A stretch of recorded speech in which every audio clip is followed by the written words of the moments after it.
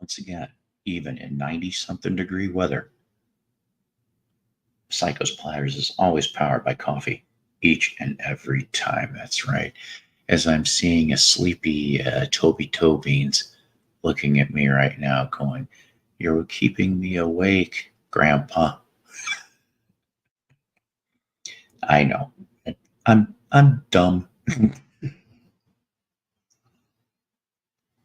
Anyways, welcome to, of course, another Saturday. See, it's not Friday the 13th, it's Saturday the 13th. So if Jason were to show up, he'd be out of luck, isn't he? He'd be SOL. Anyways, it's nice and sunny, but really, really hot out there. But guess what? I actually had a decent day today, and I'm proud of that. I had got to get some errands done, and I ended up going thrifting. I found some things.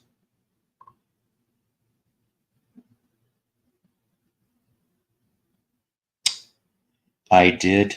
Hang on, I'm sorry.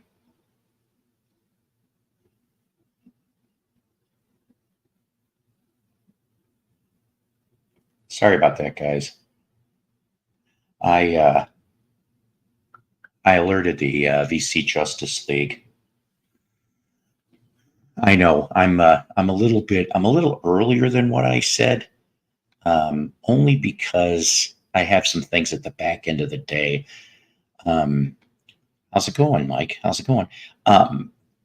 Wednesdays and Saturdays, like I said, are my days off, so we try to do shows on Wednesdays and Saturdays. Now, like I also said, starting next week, I'd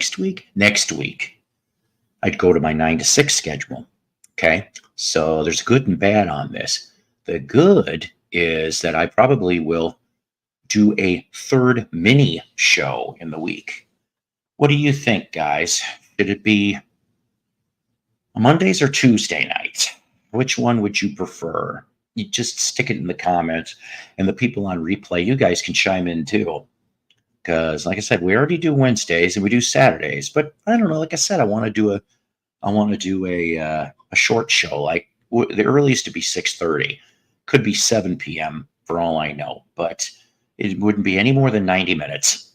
Now today, believe it or not, I have to cut this short. It's 7 o'clock my time, so that's why we're doing it now the way we're doing it. I know some of you people, this will give you something to stew about for a little bit. To the 3 people that are here, let me guess, is there some kind of record auction going on? I can never win with those record auctions, you realize. I have barely any money. I can't afford no damn record auctions. Saying that, though, a buddy of mine does put on some, well, they're, okay, like, how do I explain this? Like, I'm in for the running right now on an early 1990s power pop-ish, what do I want to, hard rock, okay, from 91 specifically. And his bids are only $2, and I'm like, put me in for 3. Sometimes I win, sometimes I don't, but that's okay. Hey, Mick, how's it going? Yes. Welcome, everybody coming on in here. This is the reason why I ramble for about at least 5 minutes, because I figure it takes some time to get over here. But if I get that record, maybe, I don't know, I thought the auction would have been, because he uses that wheel at random or whatever. And so like there's 50 people, 50 spots, okay? So like I said, I mean, it's better than the lottery, your chances, Could you imagine if there was like a VC lottery? How the hell would that work? You win a pile of jazz records. Let's not say I did. Unless they were rare jazz records, then I'd go and spin them so that I could get some cashola and some music that I really care to have. off of my never-ending want list. And I know you people out there have never-ending want lists also. But to reiterate, ladies and gentlemen, the title, 7-Year Ache from the Black Lagoon for Mose. Yeah, we'll be talking about, they'll explain that in a little bit. 7-Year Ache from the Black Lagoon for Mose. There's a slight little trick that, again, I'm beginning to like these little tricks because I like when some of you people guess, but I'm like, I like trying to do something just to get, just as jazz is great as long as it's Miles or Coltrane. You betcha. And I do like me some Miles, and I do like me some John Coltrane. Or Stan Getz, even Brubeck, Dave Brubeck. I have to be in the mood for Brubeck, okay? But I don't have a lot of jazz in my collection. I really, really don't. I actually have, if anything, I have got a couple, I don't want to call them box sets. They're like, for example, I have a 2 CD best of early Blue Note. Okay. I'm like, cool. That'll give me a representation of things. I mean, the best jazz album that I know of is the 1978 album from Queen. Yes.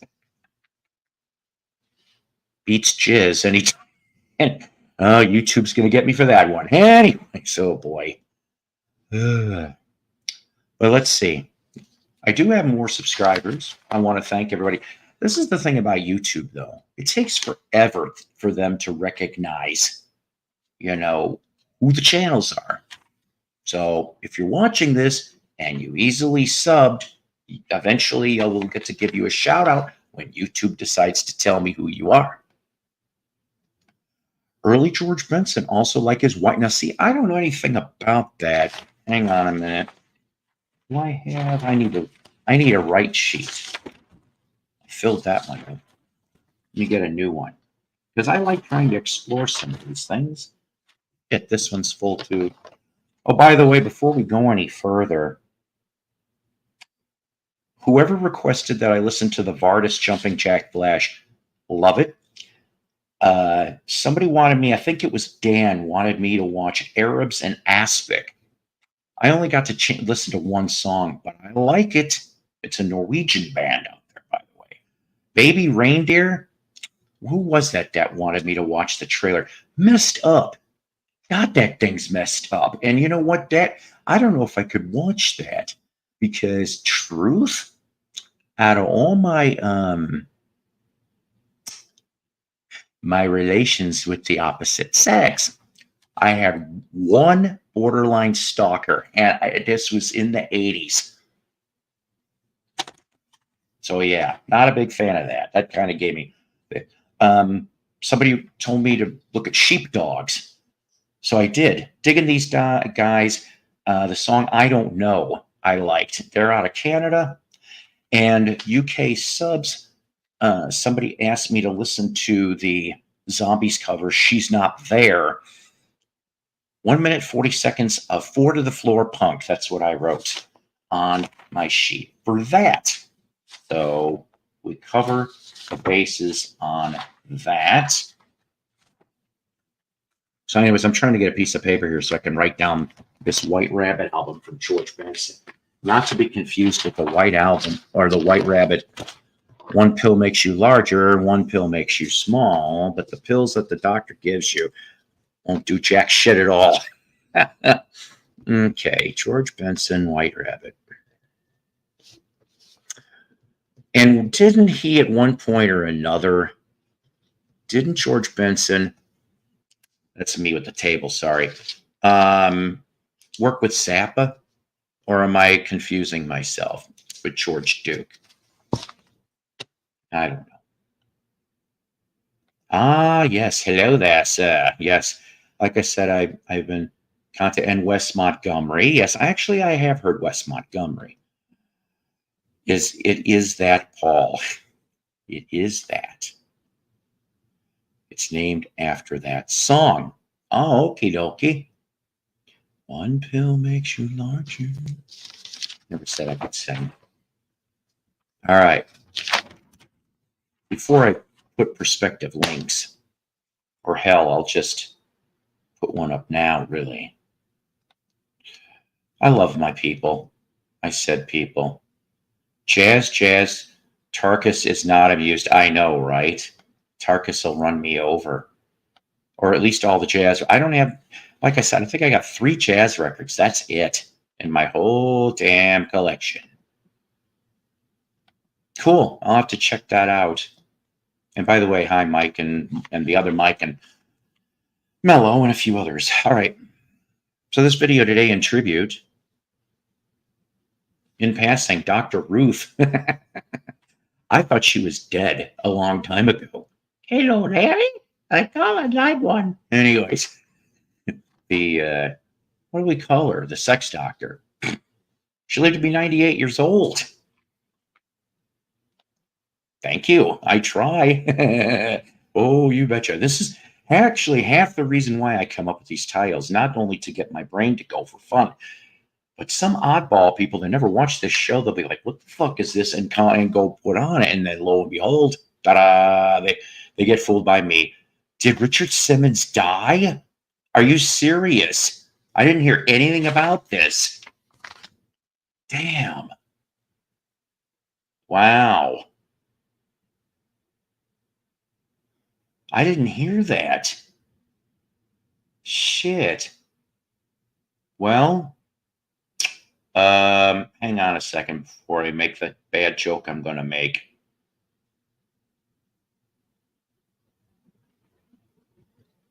Shit, you're right. 48 minutes ago. All right, I'm sorry. Richard Simmons is also dead too. So we're going to put that onto the never-ending dead list as opposed to the never-ending Grateful Dead list. Oh, okay. Yeah, no kidding. Oh, God, should I even think about this? If she lived to be 98, how long was she doing it till? I don't want to see the footage. Oh, he made it to 76. Oh, shit. Damn it. All right. Dr. Ruth, Richard Simmons.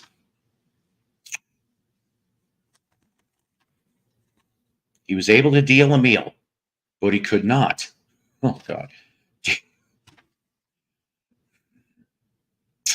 Deal a sacrifice so that he could have lived longer.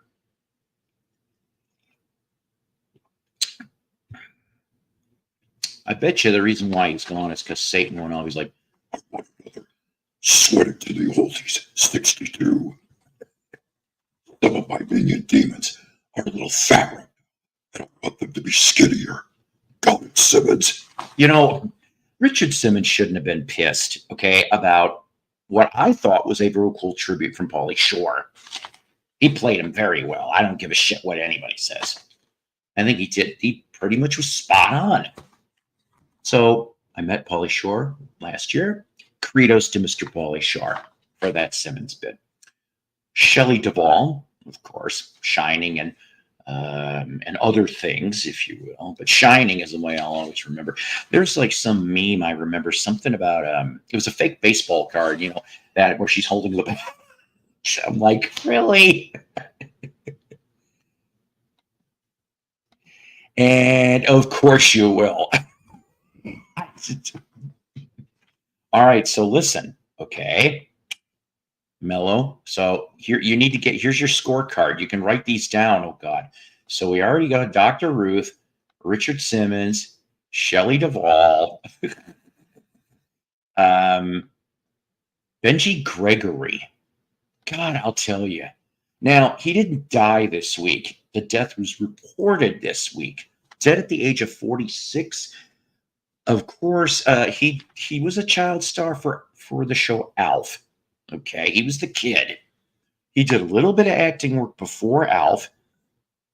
And then when Alf was done, which I think was 91, the last thing he did was he was a voice in the cartoon Once Upon a Forest in 93. Then he got out. of the acting business. Now, I don't know if there was a cause of death. What they said in the article I read was that he was found in his car along with his service animal, dead. Okay, now extremely hot, Arizona. I'm guessing what? 95, 100, 105 degrees. So is that how he died? Heat stroke? I don't know.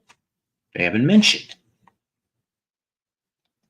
What did Richard Simmons die of? That's a good question. He had such a skinny body. Remember, he was like 400 pounds at one point or another, and that's why he ended up doing the deal meal thing, and they're sweating to the moldies and goldies and stuff like that. Couldn't have been just one donut. It could have been a broken heart for all of them, for God's sakes. See that? Okay, I know. I'm probably reading into this way too much. I was just going to get to that. Yes, I was. Thank you, John. Yes, and yes, Doctor. I know I'm slow to the draw because I keep yapping. I'm sorry. Anyways, so, but here was my question. Sorry, my ADD. I go all over the place. Do we know? Because there was a perv on the Alf show. There was a perv allegedly on the Alf show. Okay, I can't remember if it's behind the scenes. Something, was it the dude in the Alf suit? I don't know if it was the dude in the Alf suit or he was behind the scenes working on the show. But supposedly one of the people involved in that show allegedly was a pedophile at that time. Did they get to Benji? I don't know. Benji's family don't sue me. It's just a question. Randy says he died of lack of aerobics. Could have. Didn't really look like he needed it. I'm about what, 2 or 3 Richard Simmonses together. I don't know. And singer Dave Loggins, which John already mentioned. Please come back to Boston. No. Come to Arkansas. No, he never said that. All right. Prayers, by the way. Prayers to Rod Argent. Yes, from the Zombies. Argent. He is retired from the Zombies in touring due to a stroke that he recently had. There was supposed to be a fall 2024 run in the U.S. of tour dates. I really don't know if they're still doing it now or not. Is it going to be down to, it'd be Chris White, right? Is that all that would be left? Right? Or am I wrong on that? And then also, Josh Homme. Am I pronouncing that right? From Queens of the Stone Age. He had to cancel the rest of his tour due to an emergency surgery, which we do not know at this time, or at least in my research, I could not find it. I know I just saw Dave for the first time before coming to here. Got to get to set dinner. Okay. What are we having today? And do you have enough for everybody? Do you have enough for everyone in the class, Spicoli? Perv on a Hollywood, yeah, that's on the production. Oh God, probably back then, sure. Wait a freaking minute. Alpha's a suit? Damn. First I find there's no Santa Claus, and now there's no Alf. Life can be so hard. Well, what was it? I think like 50% of the time, okay, maybe more than that, it was a puppet. But they did have, for when he walked from one end of the room to the other, they did have a short dude in an Alf suit. What they did was they did something weird with the camera shots or something. I don't know. That's what I heard. I'm not no damn Alf expert. You want to hear my Alf impression? Oh God. Oh, that's it. That's the Alf impression. Everybody's like, shit. Points to a cat. I'm pointing to Toby. Are you gonna eat that? Ah! Send all complaints too. Psycho Splatters, P.O. Box 6969, Walla Walla, Washington. Not care of this station. All right. I did put the link if any of the VC Justice League wants to come on up. That would be nice. It really would be nice. Let's see. I do have some new vinyl to show. I don't mean new. I mean, it's old stuff, but it's new today. And then I also pulled some things out of the collection that maybe you haven't seen. And I also happen to have some CDs that were just rediscovered today. Yes, I went to my old house that I lived in because somebody else lives there now. That's a family friend of Jess's. And we found 2 boxes of my CDs. There's a good laugher or two in here when I show you some of the things, especially a Blu-ray I happen to have as well. Did you hear the baby who died? Oh, God. Oh, you know what? Was it a parent that left the kid in the car? Because I'm going to tell you right now, all right? That parent needs to die. I know I went really extreme, okay? Let's face it. All right? There was no AC. Did she forget the kid? Or she just was like, oh, I'll be back in 5 minutes. I don't know the story. So maybe I was quick to judge on that one. But chances are something tells me she probably should go. Sad about Rod's health news. Oh, yeah, Colin Blunstone. That's right. So it'd be Colin Blunstone and Chris White, right? Chris has got a new solo album, I think I heard, too. The Chris White Experiment. Zombies are great last 2 times. See, I would have loved to have seen them, honestly. But now it looks like, I don't know. I don't know if we'll get to it all. I don't know if they canceled it or what, or they're going to replace Rod. Ooh, that'd be hard to replace Rod. Rod, look, the prayers are going out for you. Hold your head up and hold your head high. That was a partial pun. I really meant what I said. Hey, Lisa. Yes. I'm switching out one tripod for the other. The one I film with is different than the one I stream with since I use different devices for both. Takes a bit. That's fine. Are we talking about the tripod that you use for your fan fiction or your OnlyFans? And by the way, ladies and gentlemen, if you have not heard, I just heard this today. OnlyFans is going bankrupt. Yes. So if you got an OnlyFans account or you're a big fan with OnlyFans, you're not going to get to watch it very much longer. And if you've got any Redbox DVDs that you didn't put back in the Redbox machine, I would suggest you go do that this weekend because they're going to start pulling all the Redbox machines too. They filed Chapter 7. And get this, they fired all 1,100 workers like that. And they're like, yeah, you're not getting paid. That's bullshit. Oh, come on. All right, before I even... Hang on a minute. I'm looking this up before I even put it up.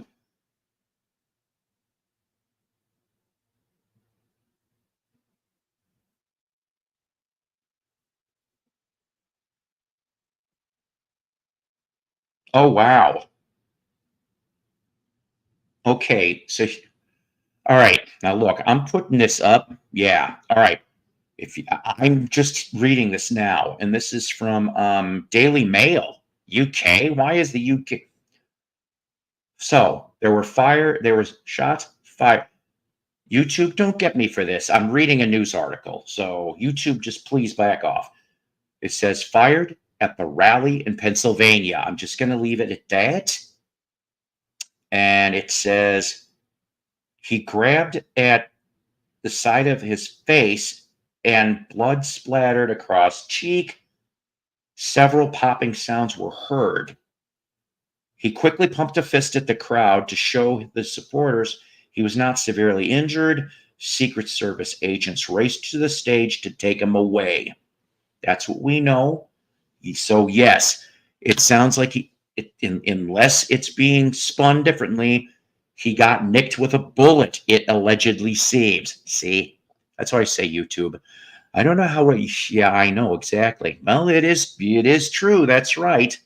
So you know what? If you love him or hate him, and remember, I'm an independent, so I'm not a Republican or Democrat. Still, prayers of healing for President Trump. Yep, that's right, SS. I know. I hate to say this, but I honestly, I don't, I don't dislike the guy. I don't trust him, but I don't dislike him. Okay, I thought this would have happened, or at least attempted years ago. Now there was some attempts, but the SS got a hold of him first. I don't think the link went through, but there was, yes, that, and yeah, it didn't say fell down, but I mean, yeah, no more of those red boxes in front. That's right. And you can blame, according to the article I read, chicken soup for the soul entertainment. I did not know that they had a company. They bought Redbox in 2020. All right. But it was already in debt before they got it. So why the hell did they get it? It's on the news right now. There's a video. So we have all that. What a ABC showing it. What a crazy God, what a crazy time we live in. What a crazy, I know, I'm sorry, guys. I know you expect a lot more humor, and we're going to talk music, and we're going to show records and all kinds of other things. But I'm like, wow, you just never know what the hell is going to be going on when you're doing a live stream, right? Right.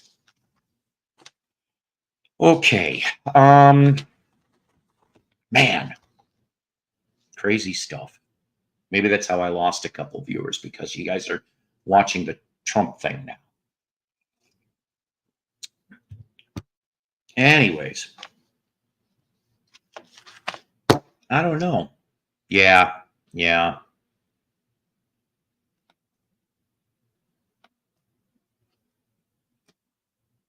Why don't you come up? I miss you. I was kind of wondering, I was worried about you a little bit, Melo, because I mean, I did trip on a video, but I didn't get to watch it, that you showed up a week ago at the end of Mayo's video, I guess. So I'm glad you're all right. I thought maybe something really was bad. Another member of the VC Justice League, he told me that he's working weird hours this week. So that is the explanation as to why a certain male individual has not been on, for this week anyway. I don't blame him, though. Like I said, working weird hours at any job is just going to throw you off no matter what, whether or not it's real life or being on this idiot's live stream. It is what it is. But I really do have to thank you people out there, and I said you people, that you guys have made this channel a bigger success than what it was not even a year ago. I am serious. You people amaze me. My panel, my audience, I get private messages via Messenger and email from some of you people out there. And I really am very thankful to anybody that watches this show and will sends me some well wishes and suggestions and positive criticism. Not too much of that, but it's still, I'd rather have positive criticism than negative criticism. That goes for anything, really. But I'm going to tell you something else. Oh, yeah. I'm kind of stalling a little bit here, if you obviously can't figure that out, because I'm hoping to have, like I said, a couple people on here. Hopefully. So, speaking of, I did not get a chance. I do want to get the 2 CD Mind Games from John Lennon, just the 2 CD.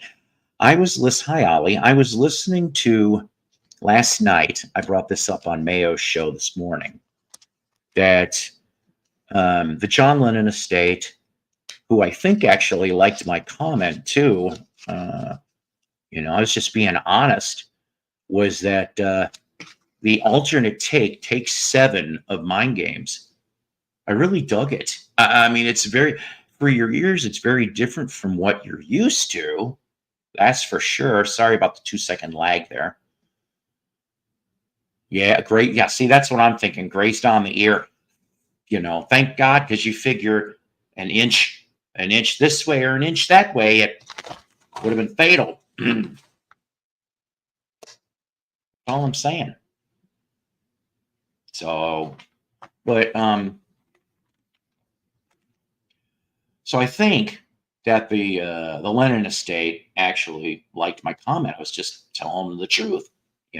Mind Games was the first 45, pretty much. It was either that or Bob Dylan's Knocking on Heaven's Door. I do not totally 100% remember, but I mean, I already liked Beatles music in the first place since I was a little kid. So that'd be what, early 70s.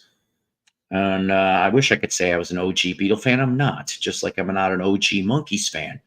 I'm a second generation Monkees fan, which would be technically anybody that watched it from 1969 to, I'm told, 73. I thought it was 72, but it turned out some other network jumped in and took it for Saturday morning till 73. So that was when I watched them on Saturday mornings. So sometime between the ages of 2 and 6 is when I got hooked to that music. And, well, a 50 plus year love of the Monkees, right? By the way, I don't know for you Beatle fans out there, for in the last week or two, okay, some of the Beatles cartoons have been put up on YouTube now. Before you get totally excited, the music has been replaced, okay, because there always was at least 2 or 3 songs. They replaced, when they could, with live versions. This was to get around the copyright. Like the one I watched had Help. And so they replaced it with the live version of Help. That must be how they're circumventing this. There's a dollar word for you, circumvent. But so if you want to see some of those Beatles, I saw like at least 3 or 4 episodes are on YouTube. Complete, like 22, 23 minutes long. So, hey, go relive your childhood for 2 seconds if you remember watching them like I did back in the early to mid 70s. Like I said, Channel 44 Chicago is who showed the Beatle cartoons. I think out of all honesty, those guys the people behind the scenes must have been Beatle fans over there at 44, because not only did I get to see the Beatle cartoons, but I can also tell you that Magical Mystery Tour was the first thing that I remember seeing on 44. They showed that, which I was like, back then, I was like, oh, I don't know, between 10 and 12. And I was just like, what the? And I didn't know. I loved the music. The movie was weird. I just remember that, but the music I liked. And I liked some of the segments, like of course, the I Am the Walrus. That's a really cool segment. Yeah. Oh, exactly. I love Batman. At least the old Batman. I definitely love. We've already talked about on this show how we were so close to getting a 4th season. So close. They would have been an NBC property. Then we could have got that Monkees Batman crossover. There was a rumor. I'm just like, I would have loved it, because you figure, let's see, because I know it takes time to produce things. When did season 3 of Batman end? When did season 3 Batman end? By the way, I did get a still sealed TV series, not a complete series, but like a season. And I'll show you that too. It's still sealed. I didn't open it. Which I was glad to have, actually. Oh, okay. I'm getting voice messages from different people. Well, yeah, I thought it was 68 Was it 67? Hang on. Yeah, I know it's 3 seasons. March 14th, 1968 was the last episode. January 12th, 1966. So, in other words, they filmed them, I'm guessing, in the fall of 65. At least the first couple episodes. So, fall of 65. And then they probably, I bet you, wrapped it up by New Year's Eve of 67. I bet you. That's my guess. So, yeah. If they did it right, they could have had the monkeys as a crossover for season 4. I know I'm stretching it. I'm stretching it a little bit here. I am. You're right. The spaghetti scene is hysterical. Oh, God. Just the big shovel. Sunday morning. See, that's cool. Now, oh, God. I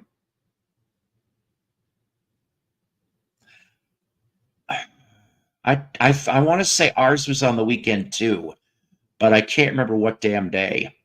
Seriously. See, I would love. Oh, sorry, John, and everybody else. I would love to catch that Me Tunes channel. I'm guessing. I don't know. Do you need to have an extra channel? Okay, Star Trek in a 3-way. That almost would be half hilarious if you think about it. Could you imagine, like, okay, the Batman and the monkeys. All right, so here's how we could do this: the Batman and the monkeys are in the Batman episode, right? And for some reason, like, okay, so you see, like, everything got resolved, but you see, like, towards the last minute or two of the episode, it pans out that you're seeing that what we're seeing was on the screen of the Enterprise, and you see Kirk and Spock and whoever's on the bridge, and he's like, well, it looks like Earth's okay right now. We don't have to worry about it. Back in the 60s. Carry on. Warp factor. That'd be funny. I'd be laughing about that one. Batman. Anyways. So, yeah. Where the hell was I going on all of it? Okay. Oh, yeah, here we go. Captain Kirk teleported back in time to steal Davy Jones' Nucci. Oh, and he could do it too. He could. He gets there. Like he's between Davy and the girl. Transporter, beam up 2. and Davy goes, you must be joking. God. Stick that in the fan fiction. I could see Jen will be like, why am I doing this? Nobody does typewriters anymore. Monkey Mobile was the original Bang Bus. Well, let's face it. What's the first? Oh, God. What's the first line in the song? Here we come. I'm going to hell, aren't I, for that? Yeah, AT, where are you down by Jonesboro? I think for you off antenna. I think at what? Oh my God, what was this? If you eat where you are down by Jonesboro, I think for you off antenna. I think I saw. My head hurts just trying to figure that out. Here, yeah. Well, am I wrong? Yeah, see, she hangs out. I like to see that, especially if it was Julie Newmar. Remember that episode in the laundromat? She still looks good in her 80s, damn it, because she was a great dancer. She had the dancer body. That's right. She's not the only cuddly toy I was ever enjoyed by any boy. See? Oh, I'm horrible. I am absolutely horrible. But so let me tell you, I'm beginning to suspect something. And I know that you guys are going to be like, what now? What's he talking about?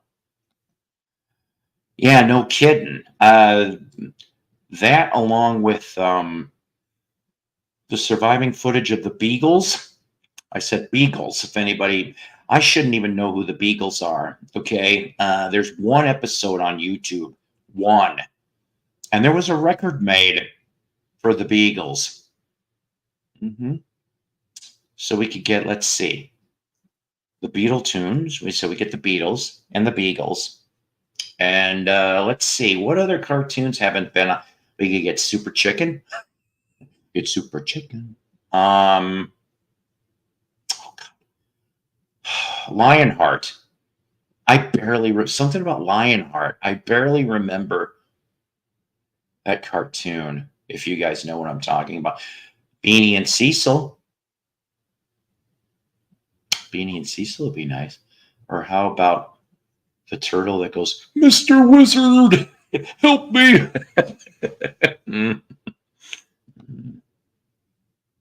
You know what? Okay, so there could be like a musical part of the day.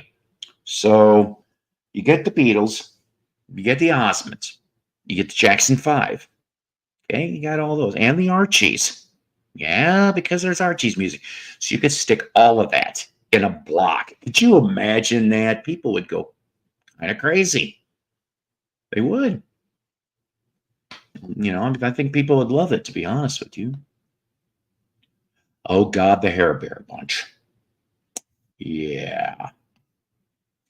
Wasn't that the one where the one guy goes off and he's like, or am I getting this mixed up? The one guy, the big, tall, droopy dog, where he goes off and he's like, not droopy dog, but he's like a droopy faced dog. And he goes, you can't understand a damn thing he says.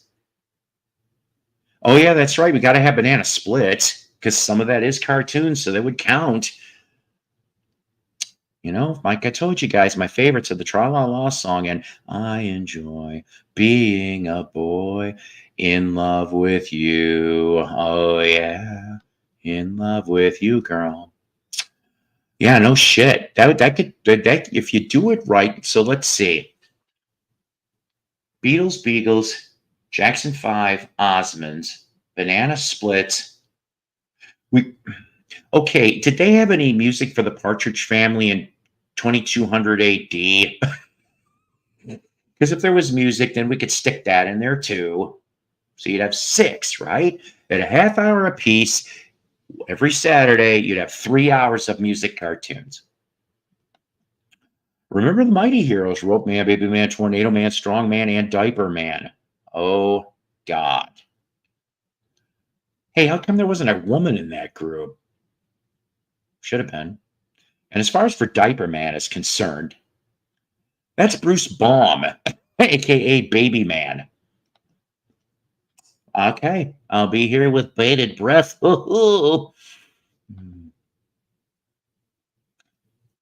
Factoid. Okay, you're right, but Factoid, I learned something yesterday. Mighty Psycho's always learning some shit or another. Jay North, Dennis the Menace. Gee, Mr. Wilson was the voice of Bam Bam in the 70s. True story, look it up. Josie and the Pussycats. Now, I think there was an album made for that. I'm looking for that damn thing. I don't know if I'll ever. Buggles. But see, Buggles are an animation. Would that count? Because we want. I mean, it's not a cartoon, is it? I mean, I don't know. Because if that's the case, then you could throw Buggles in too. But I was this close to getting that Buggles. Somebody bought the damn Buggles album before I got back there. But like he wanted 30, 35 bucks, which based on what I saw for Discogs might have been a steal. It wasn't near minty or nothing, but it wasn't stomped on by an elephant. I mean, I'm happy. I should one of these days I should pull out just my bubblegum stuff. Because I do have a lot of bubblegum too, LPs and 45s, but I'm proud to have that copy of the Banana Splits, courtesy of Doug Fields, aka the Vital Grotto. That's it. Is it Tudor Turtle with the Mr. Wizard, help me? I can't remember. It is Tudor, isn't it? The Groovy Ghoulies, that's right. They do have that on CD reissued, but I could have sworn that somebody did they not do a record store day reissue? Okay, and here's another one right off the bat. So with this count in the cartoon group, Lancelot Link and the Evolution Revolution, you just planted that ear for everybody. Yes. Cuckoo Man? All right, I got to put this down too. I don't know if I remember Cuckoo Man. I'm assuming he was cuckoo. But was he cuckoo for Cocoa Puffs? That's the main question here. Oh, but you know what? I hate to say this. I almost wrote cuck. Oh man, you know what a cuck is? Oh boy, cartoon. Cuck Man. I'm gonna do your life. You're gonna watch. Horrible. The Impossibles. I do remember the Impossibles. Thank God for Hanna-Barbera and all that, and Warner Brothers and King Syndicate and all that other shit. Oh, he was in the 9 Mighty Heroes. Cuckoo Man. I should put that shit back on anyway. Maybe somebody's got it on there.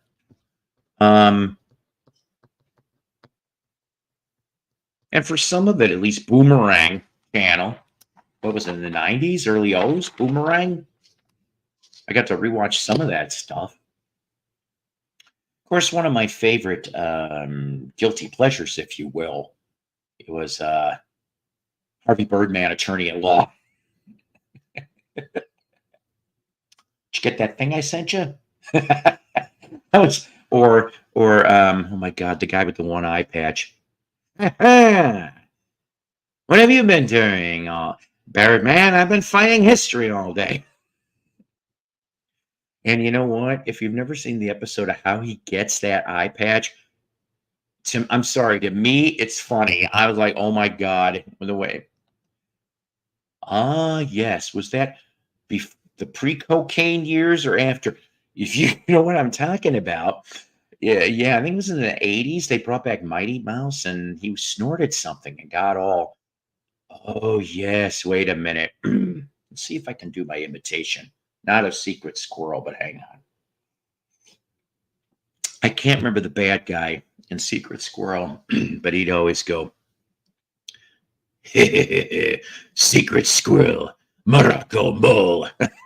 That's it. That's all I could do. Rankin Bass, bless them for making our youth so fun.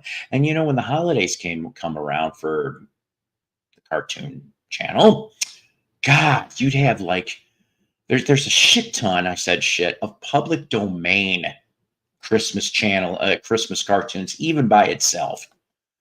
But I will say this: they have to go off and play 3 cartoons. If you grew up in the Chicagoland area or Pennsylvania or Ohio, because I heard they showed them at least in those 3 markets. Susie Snowflake, Hard Rock Coco and Joe, the 3 elves for Santa, and the original Frosty the Snowman cartoon from the early 1950s in black and white. All of them are in black and white. I'm also told that one of the animators that worked on Susie Snowflake and Hard Rock Coco and Joe ended up going to work for the Don Bluth Studios. There. See, you learned something else when you didn't expect it. They basically had no powers, but defeated it by accident. Boy, oh boy. Yeah.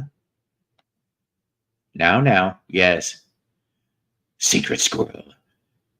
Is it on that the tribute CD?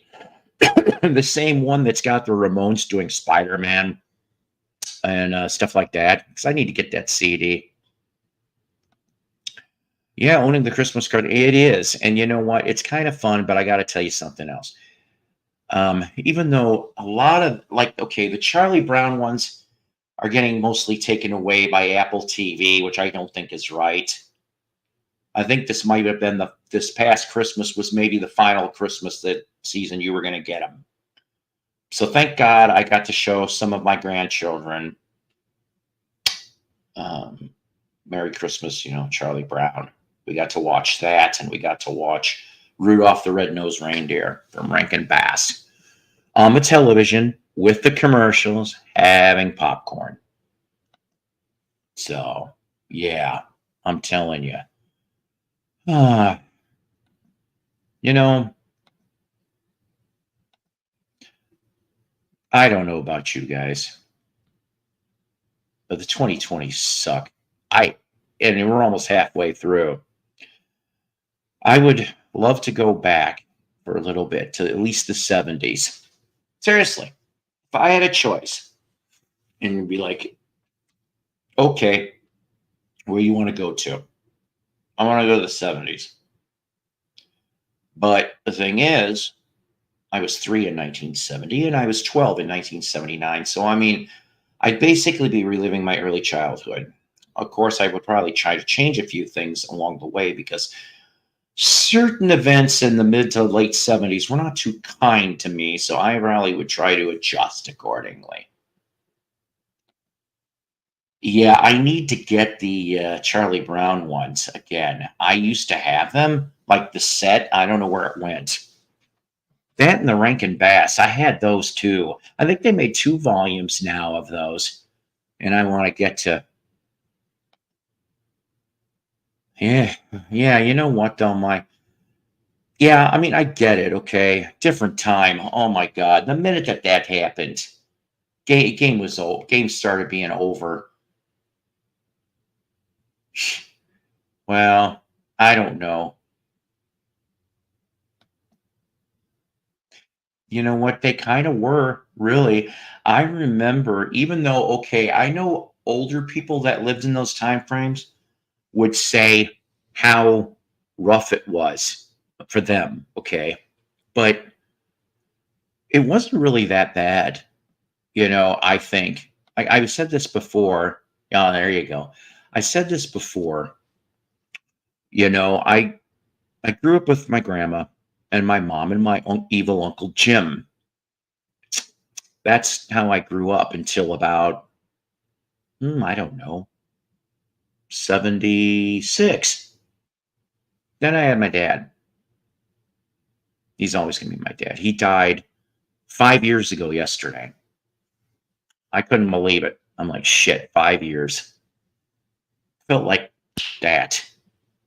I'm just sitting there going, God, you think about it, that's half a decade. 5 years.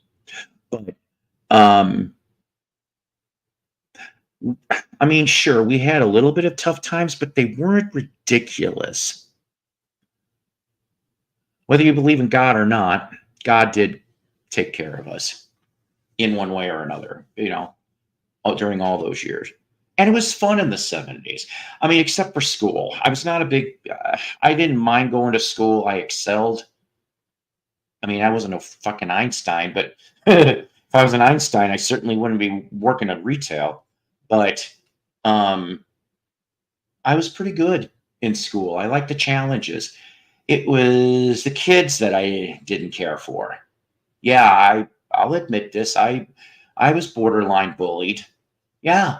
Yeah, I was in the 70s and well, not so much in high school. It was more grade school and junior high. They were dicks. By the time I got to high school, I was in a new town where nobody knew me. I got to start all over again, and I was fine with that. So, yeah, I mean, it is what it is. But I would go do over, I'd say 50% of the 70s. I would. I know. Woulda, shoulda, coulda. Shut up, psycho. Yeah. Wow. Yeah. See? Just goes too quick. 50 cents again. Now, see, now, okay. So the first car I ever owned, well, payments on, was 87. And I remember that it was about 75 cents a gallon, I think in 1987-ish, for a Dodge Charger. That's what I had.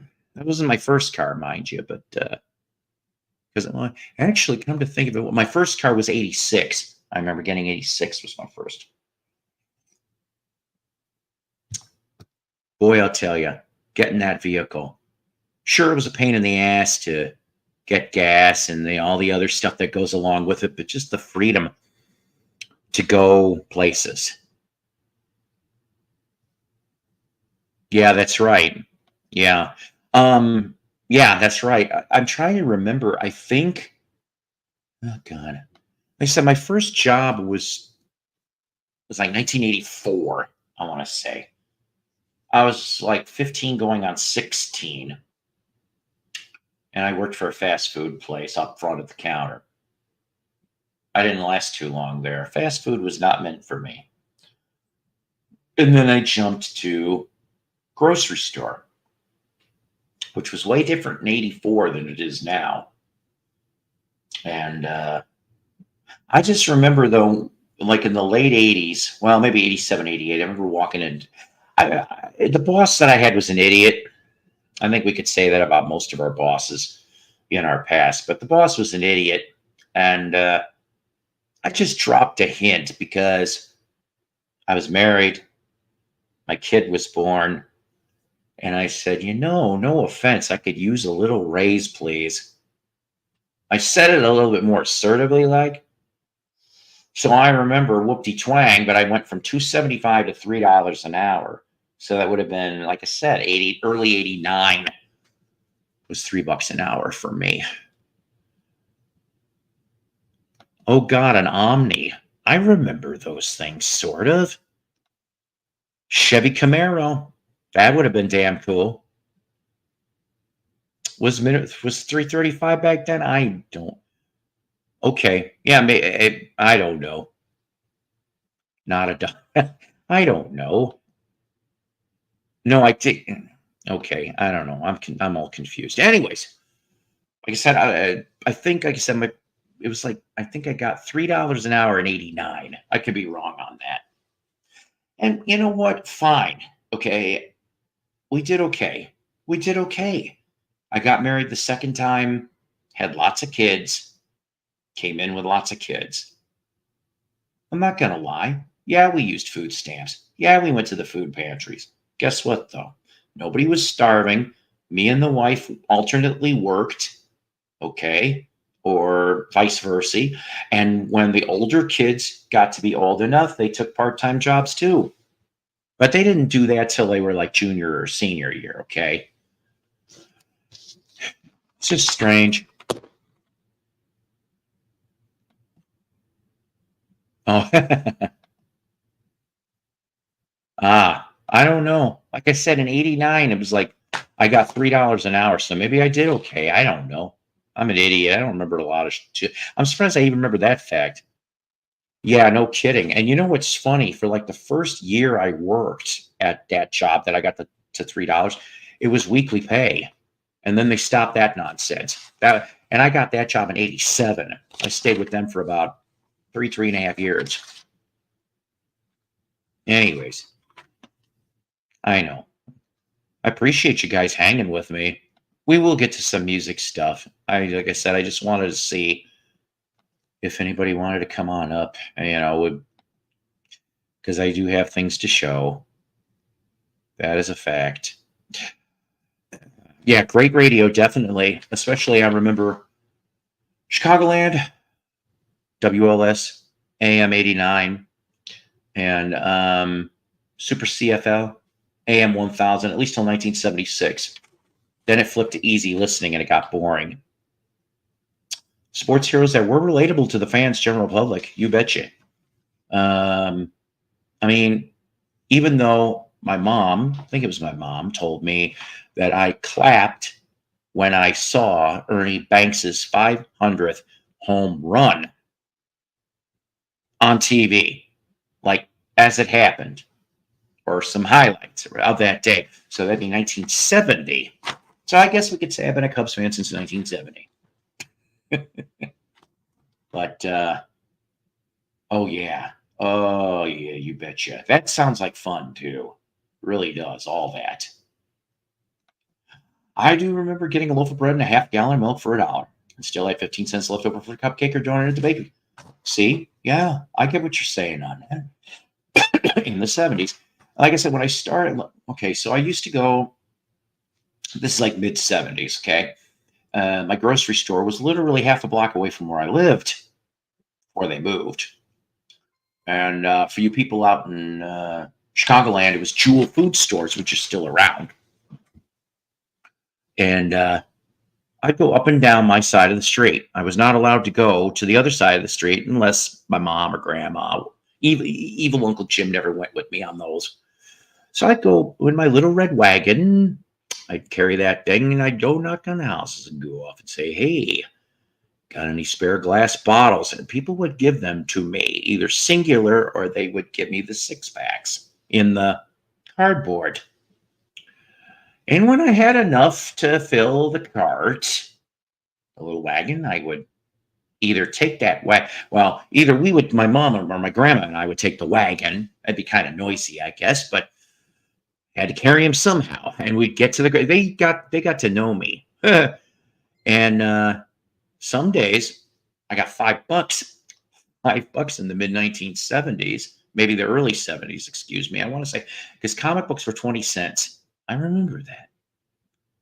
So I could get a comic book, a pack of baseball cards, a candy bar, a very long, tall bottle of soda pop, and still have about between 10 and 20 cents change left on a buck. And I didn't always spend all my money. I saved some of it, of course, for a rainy day. Indeed. Oh, boy. Sorry, guys. People are asking me messages now. I'm like, oh, boy.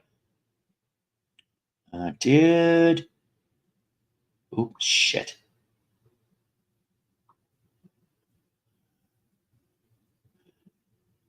Work-related question. Okay.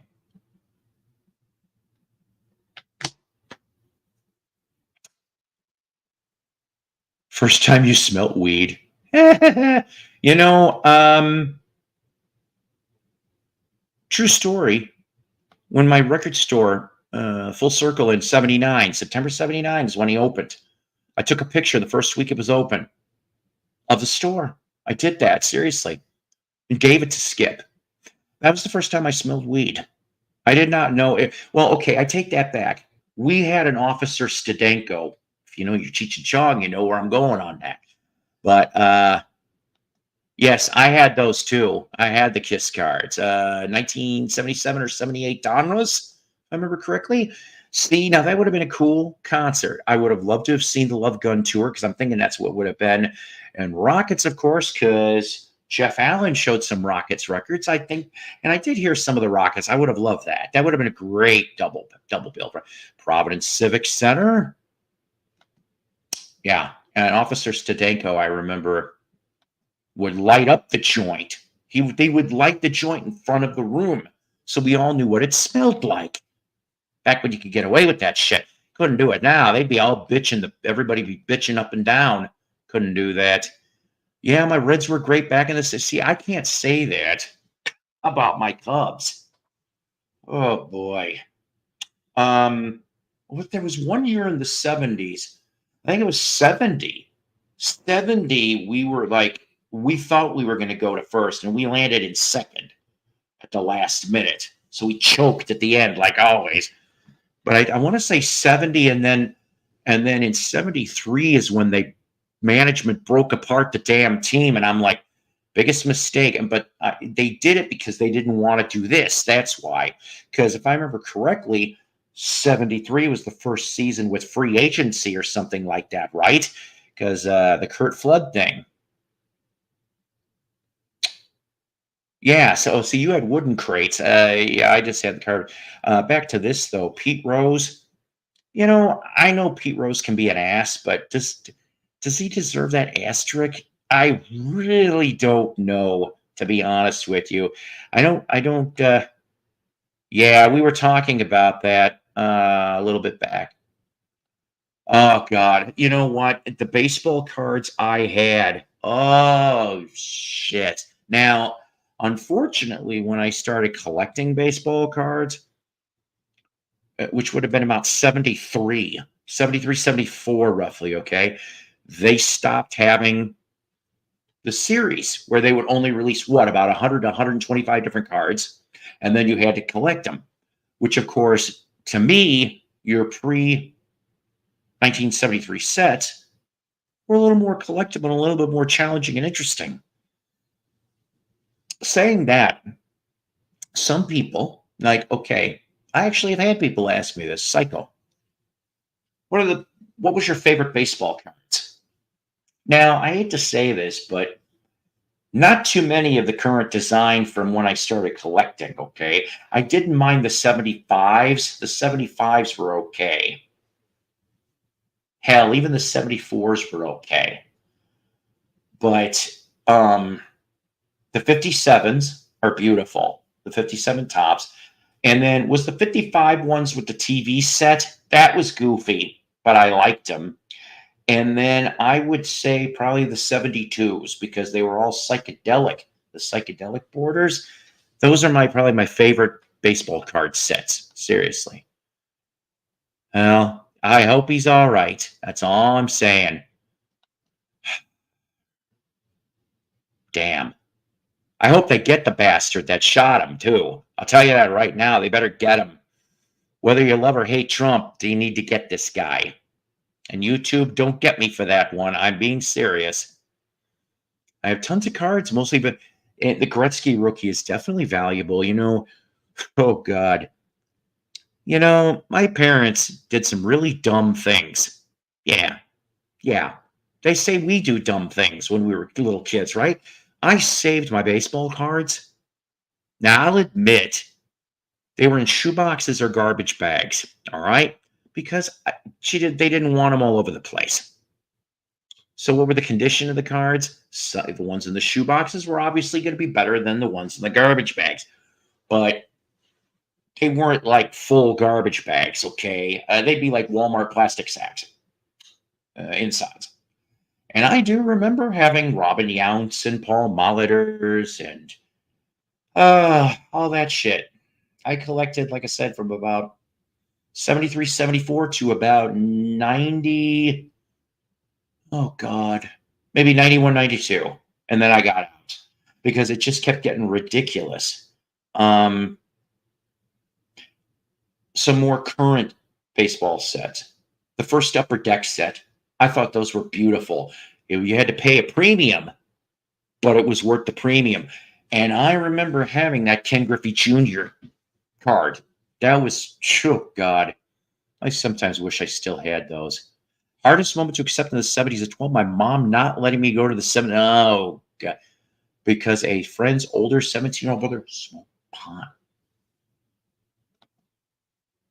Saw kids wearing the I was there. Shit. That would kick me in the balls too. Trust me. I'd hate that.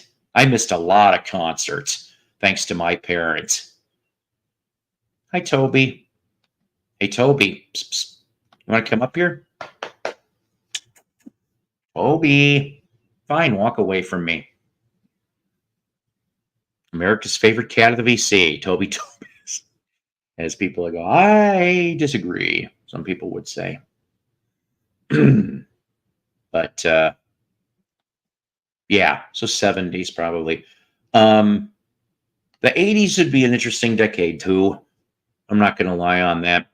Let's see, 80. I'd be 13 that year all the way to 89. So I'd be what? I would be 22. So 13 to 22 would be an interesting thing for different sorts of reasons. I wouldn't have gotten married so early. I love my son to death. I wouldn't get married so early. That for sure. I would have tried to play the field. But you know what? I'm going to tell you guys something. This isn't a secret. Damn you. You were just, I'll get to it. You're too smart for your own good, Mike. That's all I'm saying. All right. You know what, though? Enough of this. I'm sorry I yammered for the 10 people that are still here. Show that damn Roseanne Cash album already. Okay. So, The title. I was just waiting for people to come up here, but obviously nobody's coming up here. All by myself. That's all. Except for you guys. I love you guys. You're out there. 7-year ache from the Black Lagoon for Mose. Well, Mike's right. 7-year ache. Here's the front. Here's the back. Gold stamp. Okay, but it's not white label, unfortunately. See, Columbia got cheap by 81. So you get a regular good old stock copy with a little, hey, we'll just put this on there. That didn't look right, did it? Never mind. So, what a great one. Wish Rice was not hurt. Yeah, those Red Sox were something else back then. I'll admit that. Kiss in 76, Bob Seger would have been a great time to say. Artful Dodger. Most people don't know who the hell they are, but I actually do. I don't have any Artful Dodger now. Dodger, I do. That was the one with Bob Jackson and Tom Evans from Badfinger were in Dodger. But by the time the first album came out, Tom wasn't on that. He was only on the 45s. All right. Good. I was wondering, ladies and gentlemen, you know what? I really dig this cat. Let me do this properly. Listen, man, I really, really, really dig this cat that's coming up here right now. Because as we have discussed you making a museum, man. Well, because he really looks good with my one good eye, man. And she's laughing with my one good eye. This guy. Hey, hail to the chat. What's up, my brother Paul? Hey, I missed you. Hey. I miss you, man. So, pardon me 1 second, please. All right.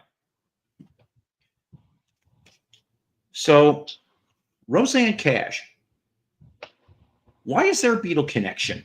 And I know you guys are going to be like, what? We never heard this. I'm stretching it, so just bear with me. So this album comes out in February 1981. It was recorded in mid to late 1980. All right? Right. All right. So who's on this damn thing? Albert Lee. Okay. Great guitar player. How much does she look like Linda Ronstadt in that picture? I know, right? I think it was done intentionally. This was it's like eerie. I mean, like even from here looking at it on my phone, it looks like Linda Ronstadt. Can you imagine? Okay, oh God, I'm going to probably go to hell for this. Can you imagine like a 3-way with Roseanne and Linda back then? Oh my God. I know Jim Carrey used to date Linda Ronstadt. Are you kidding me? He said in an interview that was his first major celebrity relationship. King James. That's something. It's crazy. I'll tell you what, they better get that scumbag shooter. I'm telling you, that's so crazy, man. All righty then. As he would say. Yeah, they better get him. Yep. Whether you love him or hate him, they better get him. That's all I'm saying. Okay. Cross the line now. Booker T. Jones, Booker T. and the MGs, of course. He's on here too. Rodney Crowell, Vince Gill, Ricky Skaggs, Emmylou Harris, and more. Went #1 Billboard Country. Okay. And you get songs from, of course, Roseanne Cash, Steve Forbert, Merle Haggard, Tom Petty, Sonny Curtis, and Rodney Crowell. All involved in this album. Now, there is a little bit of interesting things. I just said that there's a Beatle connection.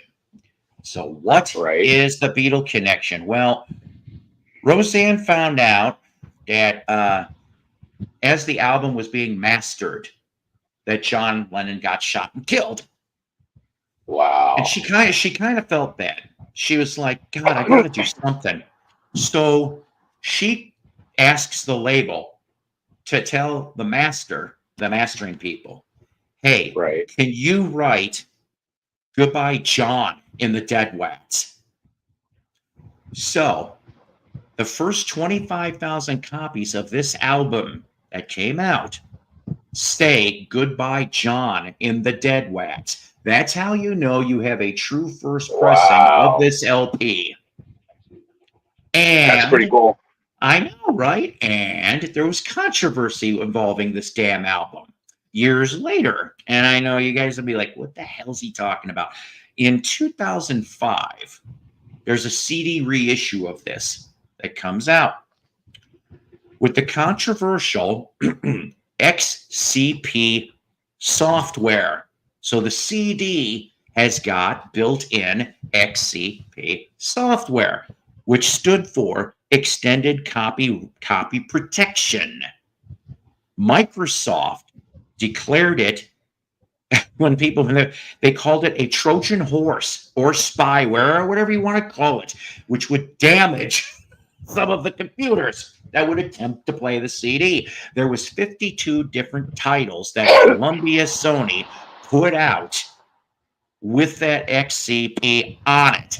If you've got any of these CDs with XCP on it, it's too late to return them and get new copies. But don't play them on your computer because something messy might happen. Roseanne Cash, 7-year egg. Now, we get to that. So we have the first part. The second part, from the Black Lagoon. That one is probably going to be a little easier, considering that we all know a particular 1950s horror movie. Yes, called what? Creature from the Black Lagoon. But, exactly. But, I found this today. Oh boy. For 50 cents. 50 cents, get me. So, this book was made in 2011. All right, I said 2011. The Lucky Southern Star, Reflections from the Black Lagoon by Julie Adams. Wow. Who, she was maybe one of the early 50s scream queens because she did a good job screaming. Yep. But she, I got my research here. So in 1946, she was living in Blytheville, Arkansas, near Little Rock. So from 38 to 46, she lived there and was crowned Miss Little Rock in Little Rock, Arkansas. She moves to Hollywood shortly after that and gets into being a part-time secretary and B-movie Western actress in 1949, where her technical first movie was called Red Hot and Blue. All right. Creature of the Black Lagoon comes out in 54. Then, just to throw this out there, she appears on Andy Griffith's show in 1962. She's the county nurse. If you remember that episode very well, she's the county nurse. I know there's a price sticker sticking on there, and I didn't take it off yet. Yeah, that sucks. But she's on that. She's on 4 episodes. You might be able to get that off with Gugon. Oh, yeah, this is no problem. I could go pick this up. No, I mean, don't do it now. You want to do it with real, precision. Oh, no. This is actually an easy sticker? It's slick finish. It's a slick finish book. Now she just looks like she's got a booger. Anyways, there. See, we'll just leave the booger. So she's got a nose wart on here. Oh boy, 4 episodes of Perry Mason. Counselor, may I approach the bench?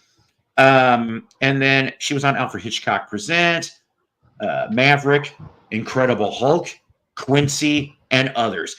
So this is one thing I learned. I love learning things. Okay, this is driving me nuts. Get that nose wart off. Okay, there we go. Now she looked up. Did you know that Jimmy Stewart did a TV show from 1971 to 72? No. Yeah. 24 episodes. She's in all of it. So I'm going to have to look this up on YouTube because I'll tell you. Betty Davis was going to do a TV show one time. Betty Davis. It was called The Decorator. Oh, my. That already makes me nervous. And she had a recurring role in Murder, She Wrote. Yeah. Died February 2019 at age 92. The last movie that she was in, 2011's Carnage. So there you go. So, 7-year age. They always say that Paul McCartney kind of looks a little bit like Angela Lansbury. Oh God! I love this. Hang on a minute. Hubba Bubba. Yes, and we're not talking the chewing gum either. Hubba Bubba. Am I wrong? As a kid, my insides tell. Oh, you are not wrong. I think we all were like that, whether we want to admit it or not. Yes, and exactly. And the Lagoon scene with Miss Adams and the creature, extreme sexual innuendo. She wasn't McHugh with John Wick. That was one of the credits. You're right. God, you're good. You people are good at this stuff. I said you people. So then we get to the last part of this. For Mose. Now we're not talking Dwight's relative on The Office, that creepy dude that looks Amish. So today I was looking that Roseanne Cash was $1, nice and minty, okay? So I found ACD 1, and nope, it's not. I know, right? You'd think Mose Allison. That's not it. Yeah, nice try though, guys. And I don't blame you. I would have said the same thing if it was the other side of it. So I ended up finding for 50 cents. Yeah, see, I can't wait. I still like your handle. I can't wait to read it myself. So I ended up finding this CD from the early 90s, actually 97, excuse me. And from Mose Vinson, Piano Man. Now, I know you're like, Mose Vinson? Who the hell is Mose Vinson? Well, I'm glad you asked. Even if you didn't, you're still going to get the info. Now, he was born in 1917, okay? 30s and 40s, he was operating in juke houses, stuff like that. But by the early 1950s, because he was in Memphis, Sam Phillips found him. And he started working with his friend James Cotton and Jimmy DeBerry, who had 45s and 78s on Sun Records in the early 1950s. He gets recorded for Sun also, but the tunes don't come out till the 1980s. They sit unreleased on a shelf. He did do, so he did those solo sessions. Was he alive to see it? Was he alive to see it released? Yes, he was actually. He passed away in late November 2002. But I know you're probably saying, why am I showing you this? Because I do this every time I look at the CDs. I check the condition. What else do I look for on CDs? Yeah, but I would say if it's scratched. I know you're not going to see this very well. No. But in pen, a autograph. Oh, there's a signature? Oh, nice. Mose Vinson from May 28, 2001. So this is a year and a half before he died. Now it all comes together why you're showing it and stuff. That's cool. Yes. Ladies and gentlemen, is 7-year 8 from the Black Lagoon for Mose. So that all ties with the title.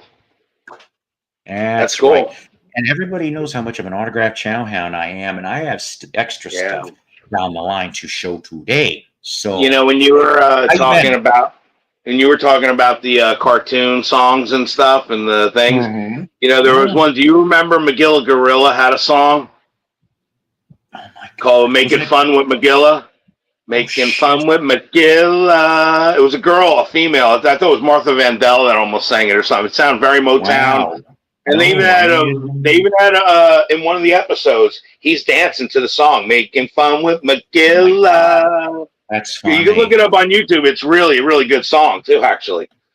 But you know what? The thing I was going to say, I watched Rachel, I watched Joe, even you. Nobody in the chat, nobody even acknowledged what today is. Today is an anniversary of sorts, and nobody's even mentioned it. I'm going to show it to you. No kidding. Really, that day? Live Aid. Today is the day of Live Aid, and not one music channel has mentioned it. I'm like, what the heck? That just shows us this gets no respect. So I'm bringing out the respect. 39 years ago today in Philadelphia and in London had one of the greatest concerts of all time. I'm Literally, telling Live Aid. you. Yes. Look who's on this bill. I mean, I there need was to a get that Beatles. set. There was Mhm. Phil Collins went from both continents that day. I mean, both Mhm. countries. We had the Queen. We had the Black Sabbath reunion. We had the Led Zeppelin Mhm. reunion. Mhm. We That's had the right. We Are the World at the ending. I mean, literally, REO Speedwagon, The Cars, Cliff Richards, Judas Priest, Thompson Twins, Nile Rodgers, Adam Ant, Kiki D, Kenny Loggins, Howard Jones, Eddie Kendricks, David Ruffin, Hall and Oates, B.B. King, Duran Duran, Simple Minds, Alison Monet, Paul Young, Boomtown Rats, Ultravox, Spandau Ballet, Albert Collins, Patti LaBelle, Teddy Pendergrass, Ashford and Simpson, George Thorogood and the Delaware Destroyers, Run DMC, The Pretenders, Tom Petty and the Heartbreakers, George Michael, In Excess, Crosby, Stills and Nash, Style Council, Sade, Status Quo, Elvis Costello, The Cars, Bob Dylan, David Bowie, Mick Jagger, U2, Paul McCartney, Madonna, Elton John, The Who, Eric Clapton, Neil Young, The Beach Boys, Sting, Tina Turner, Brian Ferry, Dire Straits, Bryan Adams, Joan Baez, Keith Richards, Ron Wood, with extra videos with Mick Jagger and David Bowie, and Prince participated with an incredible song, Tears in My Eyes. The Tears for My Eyes, I think it's called. Incredible James, song. James, I might have to agree. The best concert since Woodstock. I really honestly think I so. can't Yes. believe nobody mentioned it. Not one person. I'm I mean, ashamed. I'm ashamed to not remember that. I remember where I yeah. was. Oh God, here we go. Live Aid was great except for REO Speedwagon. See, somehow I It was feeling all Tim was great. going It to was all chime in. great. I was right. See, I knew. It was all great. I tell you. This is a great set. This is a set of the DVD. They never put it on Aaron, Blu-ray. I wish they would. maybe they will eventually. It says here, Aaron says, I went to Live Aid in Philadelphia. It was an insanely hot day. The entire city was packed with people. One of my drummer went to Post Live already. Aid, and there's the original poster. Here's all the discs. Nice. It's upside down, but it's a great set. I am going to let you entertain the crowd for a minute while I get a cup of coffee. Oh, all right. I'll do a song that one of the bands there probably did. I love this song. I played a show last night. Oops, sorry. My thing's connected. I did a show last night. I recorded it. I'm going to broadcast it either tonight or tomorrow. We'll see how it goes. See if you remember the song.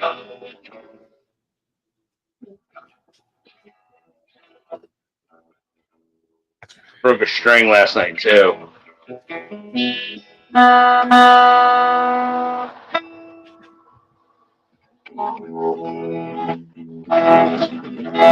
right, see if you remember this one.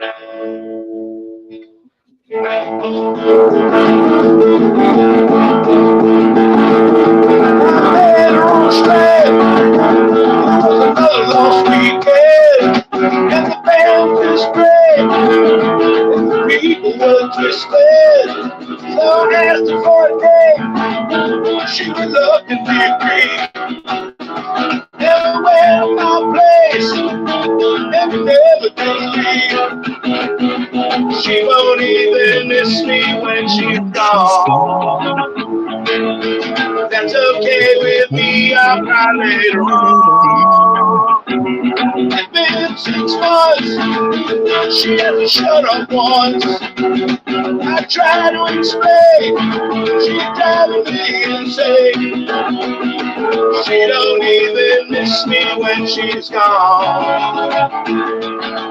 That's okay with me, I'll cry later on.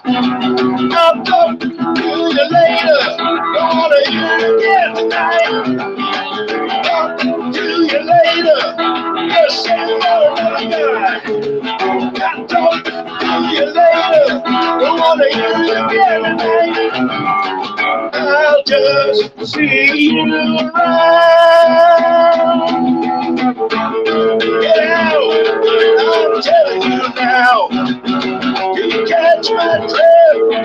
What could be greater than this? When you said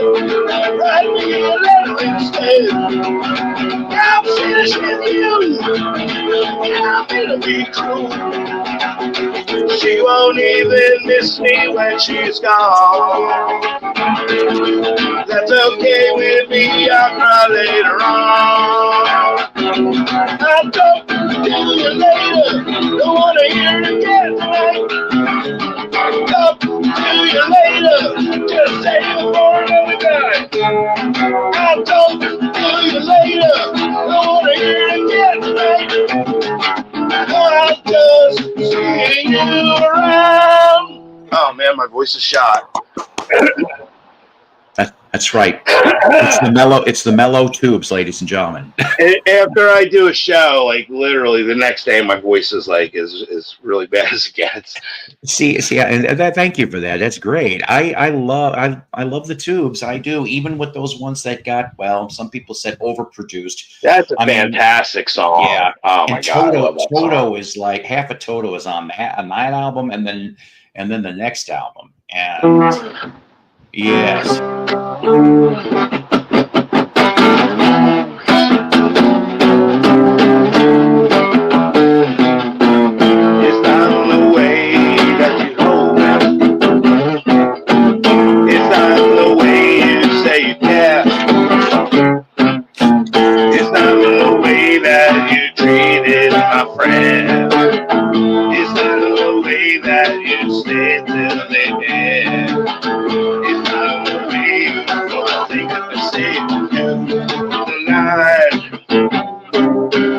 Love isn't always on time. Whoa, whoa, whoa.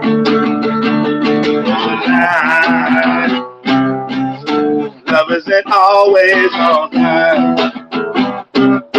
That's such a great tune, man. Oh, You know, I love that. song. That's probably one of my favorites. I'll tell you the one I don't like, though, and Walmart Radio will play it, which I think is really weird that they play it.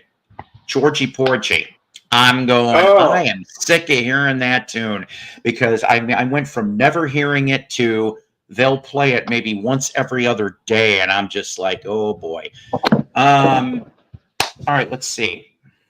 I'll tell you what, man. I got an incredible record set in the mail the other day that I bought on eBay. $100. Check this out. Look at this. I showed it on Rachel's, but now I've been listening to it. Here's all the records right here. I mean, it's just stacks of them. It was a 45 record set called The Rock of Your Life series. Oh. 45 records, like literally like 40 episodes, whatever it is. Right. And I listened to like 12. And one of the sides right now is the Beatles episode. I'll tell you what, it's incredible because they do like montage of these focus bands that they do, and it's like its own special episode.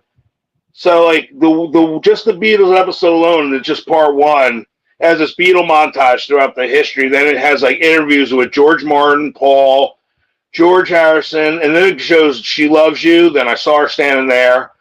Then Love Me Do. Then Beatle radio moments where they have them like doing press conferences and clips like that. All done connected as a radio show. Can't Buy Me Love.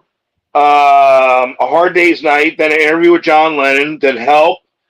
And then it has an ad, a Dr. Pepper ad done by Y&T.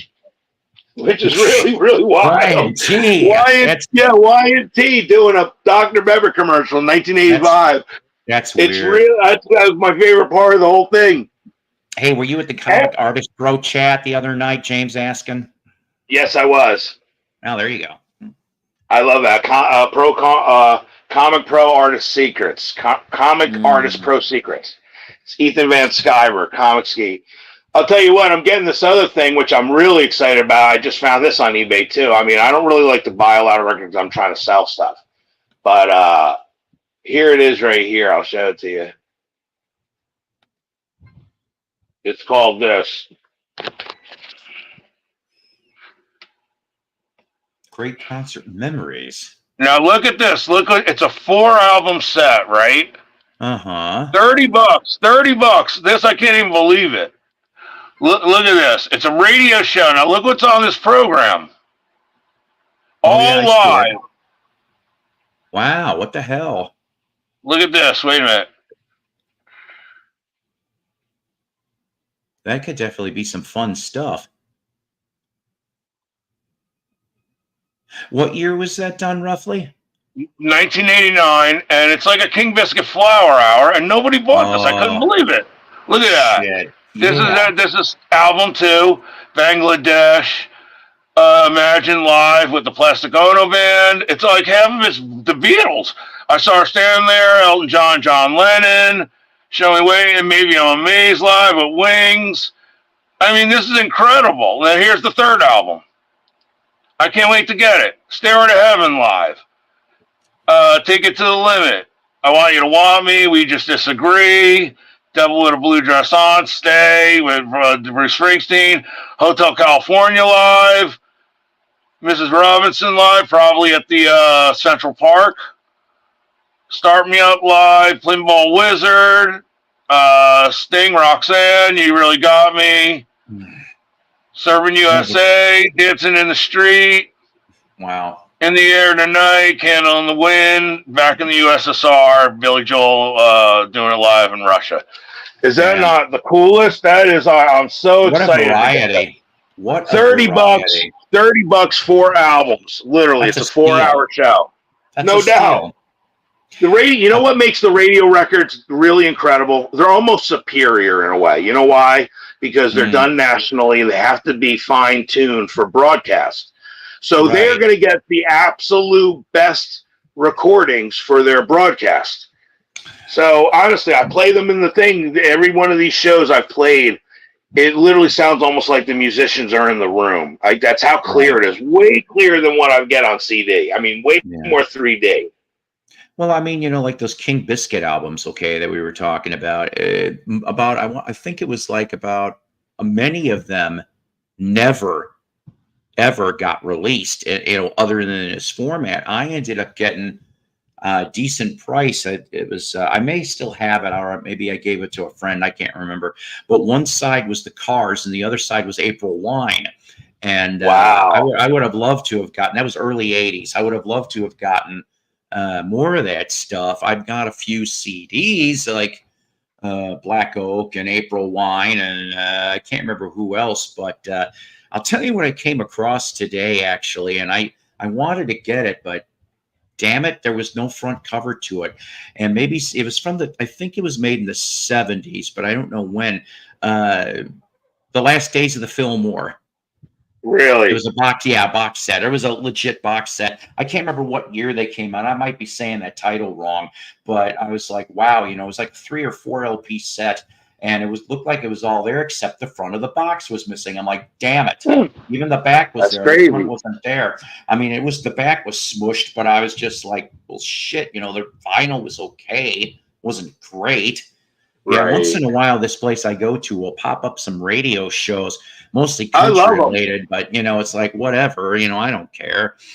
I try to find. You know which ones I like? I like King Biscuit Flower Hour. I wish I like out. Dick Clark's Rock and Roll Remembers are just fantastic shows. Yeah, those shows are incredible. Oh my god, I love them. Then Metal Shop. Metal Shop is a radio show that's on record.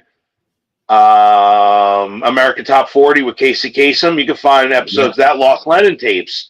The Lost Lennon tapes are amazing. I remember listening back in the day. When was that? 81, 82? For Lost Lennon, it was a little later than that. Yes. I just remember, I remember listening to some of them. I don't think I got to hear them all the time, but while you're doing that, here's some other cheap 45s I picked up at another resale shop. Cool. Elvis centric. Elvis sings Blue Christmas. Santa Claus is back in town, and Wooden from Wooden Heart, Puppet on a String, the front and the back. Now, unfortunately, the 45 doesn't match the picture slate, but I'm like, I bought it for the picture slate because I have Wooden Heart in one of these boxes. I know I do. And let's see. Okay. I'll save the vinyl for next show because I'm going to have to wrap this up in about 15, 20 minutes. But I'll show you some of the signed CDs that I had in a box that I ended up picking up today. I haven't been in the house for 4 years actually, and I thought I took everything with me until now. This I know isn't that all of it, but feeling. this is just some of it. So I couldn't believe, that I left certain things here. Hang on a minute, 80 to 92. Some of the Rockaplast 70s, 80s broadcasts have been coming out. That's going to be good. CREOs for Tim Allen later this month. And KBF, yeah, see, I would love to have more of those. So in 2004, Dirty Diamonds Tour. Here's my Alice Cooper, my only Nice. signed Alice Cooper that I've got. Okay. Right. And then on the back, I went and got the rest of the band to sign it too at the end of the No. show. Nice. This one here, well, I know there's a legit vinyl press, but it's kind of damn hard to find the damn thing. Originally, it was put out in '69 on Kama Sutra, and then it was reissued in '71 on Buddha. But either of those seem to be pretty dang hard, in my opinion, to find. And somebody bootlegged it. Now I did not spend the $13.99 price on this. It was $1 because they had them in a basket. And that's how I ended up getting my first Badfinger bootleg too. And so it's Zalianovsky. Yes, alive and well in Argentina. And like I said, I love the Love and Spoonful, but I'm like, I just didn't have this. And if I remember correctly, and there's bonus too. There's some bonus tracks, but I haven't heard this one in so long. Okay. The bonus tracks are actually from that. I think it was 1966 Electric Comp. What's Shaking? The 4 tracks, the demos that they did, they're on here too on this boot. So it's been years since I heard this. I think Joey Yester produced this too, if I remember correctly. Ray Stevens, still around. I don't know if he tours anymore, but I like him. Right. Saw him in Branson a bunch of years ago. I think truthfully, me and my son and his wife, we might have been the youngest people in the audience because there was a lot of elderly people that came from tour buses to do this. And so me and one other person waited after the show. Well, we didn't get to meet him, but I got Ray to get this signed. So I do have one Ray Stevens. Yes. Now, I feel like an idiot here because I don't quite remember. I want to say, I don't even know where the hell I got this from for you McCartney people. Okay. Hey, Tim. Yeah, there you go. Tim Allen's in the chat. This McCartney I picked up. And I can't remember. You have to see this very well, but isn't this like McCartney live at Amoeba or something? Yeah, I don't know where the hell I got this from. I've seen that before. Yeah. So let's see. What is it? I can't even read the damn writing. I know. Yeah, it is Amoeba. June 27th, 07. It looks like. Oh, what the hell else is in here? There's a postcard. Oh, it's from Concord. And yes, Ray Stevens did do the streak. Junk Food Junkie was Larry Larry Groce, I want to say. I'm probably wrong on that. And then, yes, I love Everything is Beautiful. And that Ray Stevens show, what he did was there was 2 halves of the show. So the first half was all patriotic songs. Seriously, anything involving America, patriotic for the first half. Go on a 15, 20-minute intermission, come back, and it's all the dang hits. So yes, we heard Everything is Beautiful, The Street, Ahab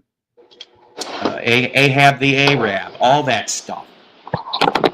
Hey, look, hey, Margaret, don't look.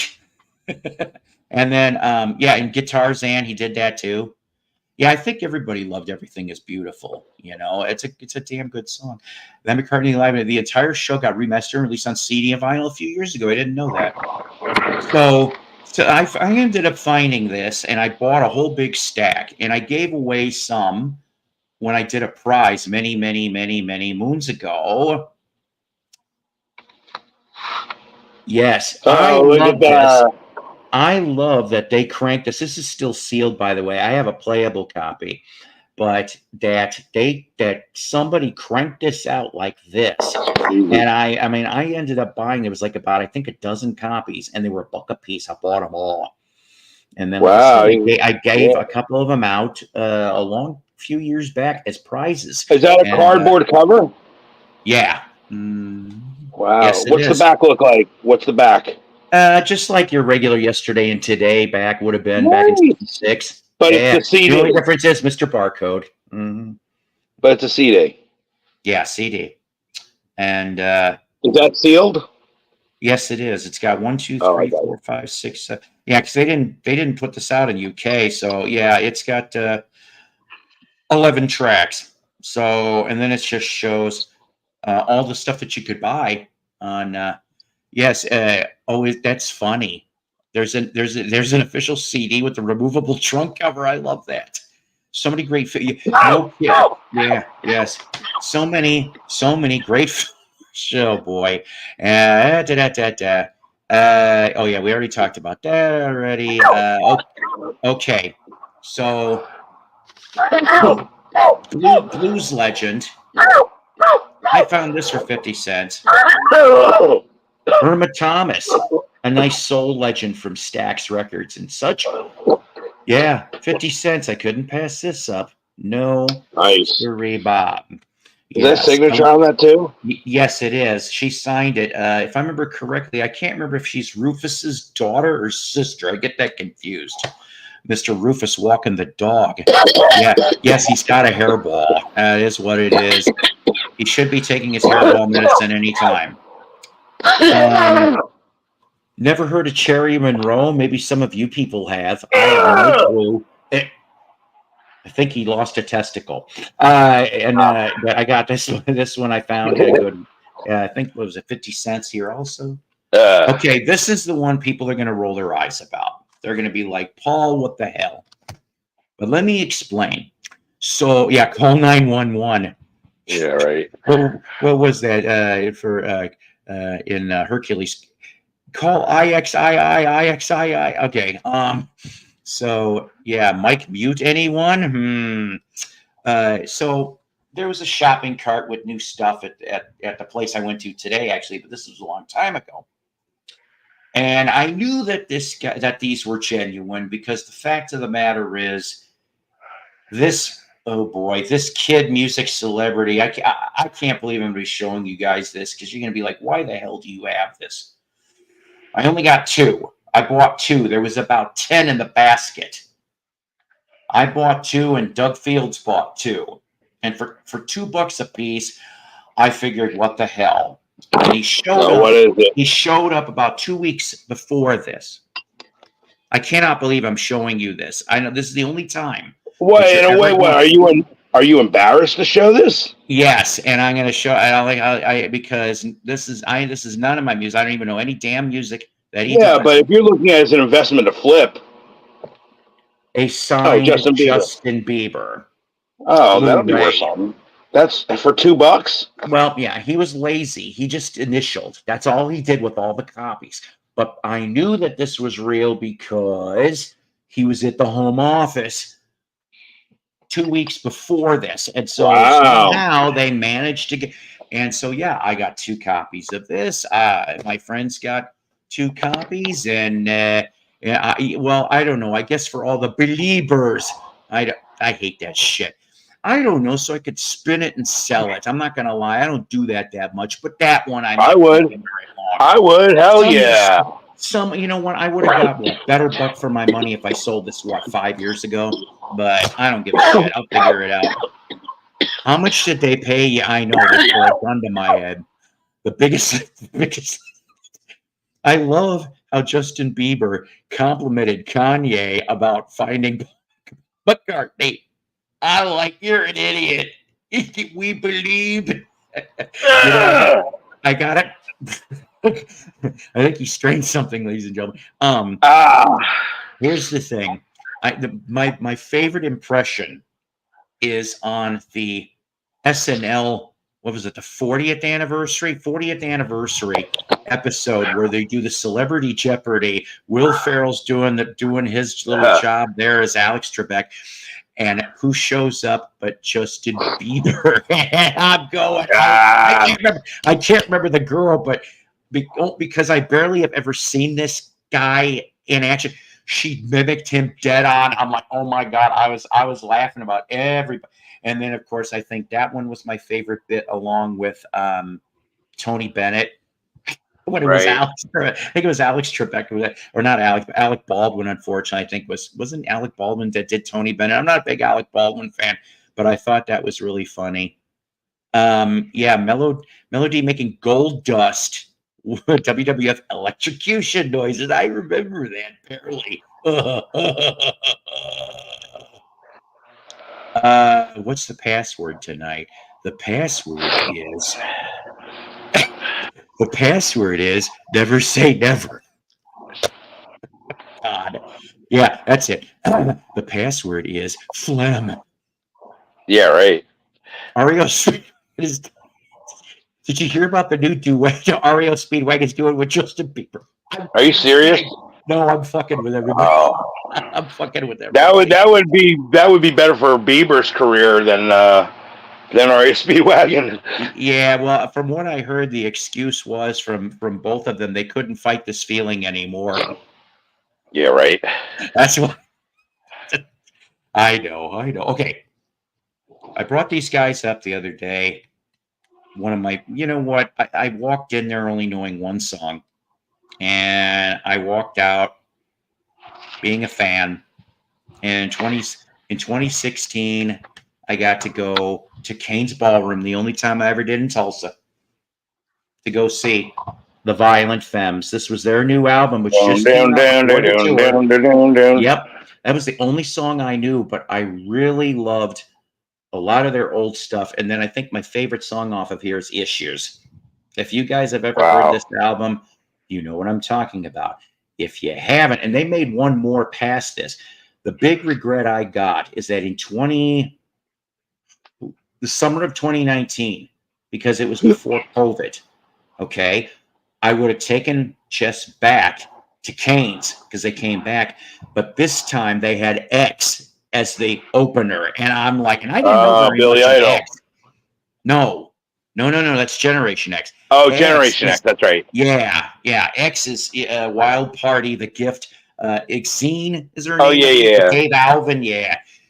I'm like, I would have done my homework on X, and I know we would have had a hell of a great time. That's right. You can tune a piano, but you can't tune a Bieber.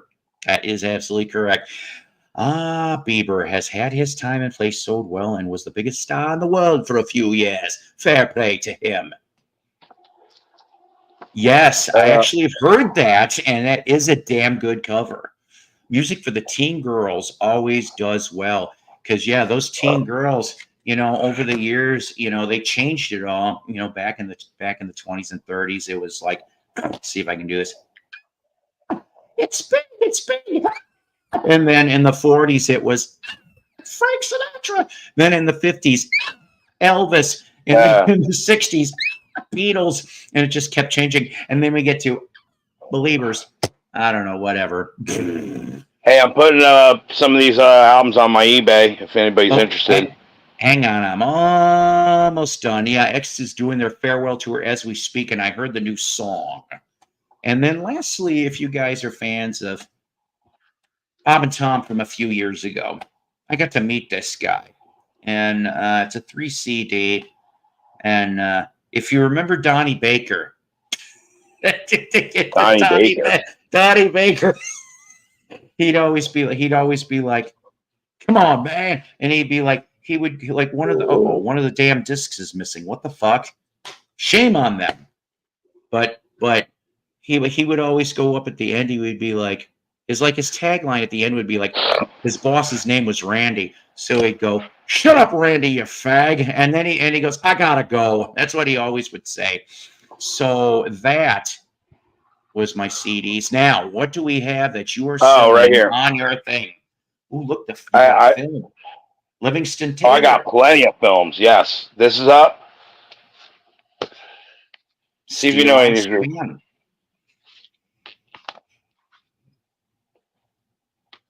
You got me on that one. Oh, God, no. Who said he could sing? That It's guy's an from One actor. Day at a Time. Nah, shit. Ooh, that Sail Cat I almost would be interested in. They were, if I remember correctly, a Chicago area band, Sail Cat was. And I've been looking I for put Motorcycle Mama. it has the hype sticker too, I've got the 45. I don't have that album. Yes. and it's got the shrink wrap. Tom Rush, Folky. I put them all up $5, $4.99. Well, there you go. Biff Rose. All right, there you go. Here's his cousin Bob, Biff and Bob. this is cool. Here's Beatles related. This is with the shrink wrap. Oh, there you go. Yes. On World Pacific. Okay. Yeah. Dust on Mother's Bible. Look at those guys. Don Randy. My God, what a guitar. They look like badass. I'll tell you what, man. They look They badass. do. I would have loved to have seen them. There's another Buck Owens that's going up.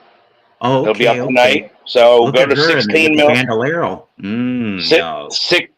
16 millimeter Kingdom on eBay. 16 Kingdom. All the same. God, all one no word. talent hack. There's a no talent hack right there. There you go. Yeah, I said that wrong. I'm sorry, Esther. It's not Don Randy. I don't know what the fuck I'm thinking today. Don Randy. What the hell? Bakersfield sound, baby. Yeah, I actually had she's dead now, but I had a late friend who knew Buck's kid. She went to school with him in Bakersfield, and I heard he was a jerk. That is what she said. He was a pompous ass. That's got the original hype sticker. Well, look at that. He could see clearly now. Yeah, right. Hold the fight, Johnny. Now. I don't even know who this guy is. Are you familiar with this guy right here? Dean Friedman. No. Never heard of him. No, I don't. I don't know who that is. Staple Sisters, yes. San Tropez. Oh, okay. Don't even know. I was like, I've seen that album, but I don't know who the hell it is. Lou Rawls back in the Capitol days. Yeah, that's up right now. You can find that now. Ray Charles. I'm all yours, baby. But now wait a minute. Wait a second. Back that up a second, please. So, okay. So the beautiful chick's on the couch, and he's just sitting there, right? Yeah, right. So here's the thing, right? Do anybody want to take a bet as to how long it would take for him to find the spot? How long? It depends. It depends how hygienically she is. All right, keep going. Chotex and mono. Oh boy! Now I got you. You got her all thinking, "What an asshole!" He's making us think about Ray Charles trying. Oh yeah, Sanford Townsend. This is pretty cool. It's a little 2-album set. It's actually box. It's like a little box. Jimmy's pretty horny there. Yeah, it's pretty nice. Time Life, and it's a half-speed recordings, so that's going up again. All that I'll probably put up $9.99. Willie Nelson. Willie, who now I'm told went back to Outlaw Fest for a show recently, but I think he's going to really curtail things now. There you go. I've seen the Drifters Golden Hits before. That's a nice set. I don't even know who this is, but I don't either. Looks weird. Looks like a Blue album. I wonder if that's what it is. No, it's not. It's not Blue. It's I have to pull it out. It's just a regular black vinyl, but no. I mean, as in humor. Oh, look at Sonny Till and the Orioles. There you go. Old school.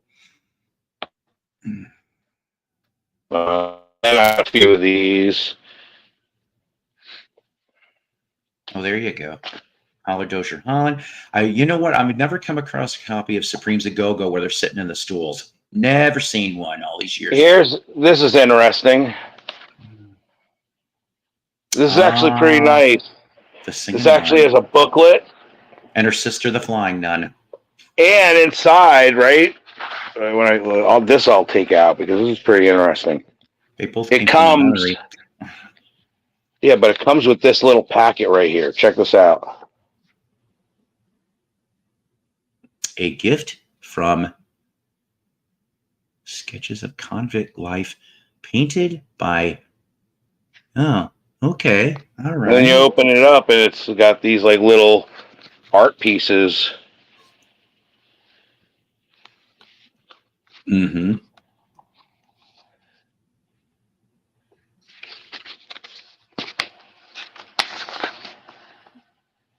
So that's, again, this set's going to be $5. And then we got this. And this. God, I remember when I used to, see so many of those copies, whether it was vinyl or cassette. This is the vinyl one. Yeah, Bruce Stringbean. It does have one issue. One of the sleeves is messed up. This one. Well, there's more than one issue with that. Oh, yeah, absolutely. It's called Bruce Can't Sing. But, yeah, I know, right? You know what else I'll show? Which is pretty cool. This right here. This is a bootleg. Ooh. Now, what's interesting about this? Here's the song list, and I'll tell you, you could pick up if you could tell what's special about it. Baby, Please Don't Do It? Nope. Bargain. It's one of the only times they've ever played Bargain live. Is that right? I'm surprised. Yes. You would think as much as that. It's a very, very rare song to find them doing live. Wow. And that's one of the only times. And this is what the label. So pretty much you're saying that collector's item is a bargain. It could be the best you ever had if you bid on it correctly?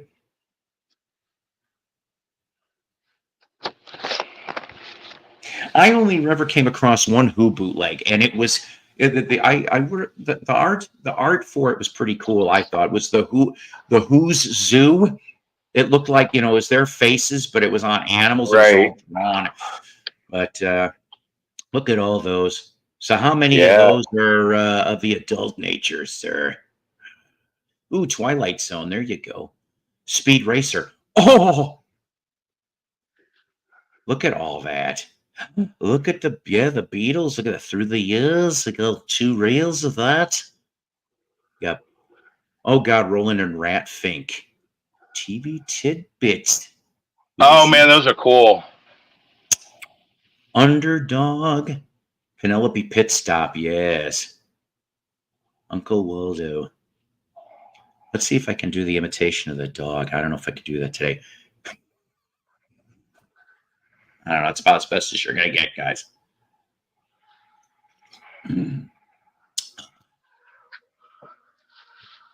I love the film.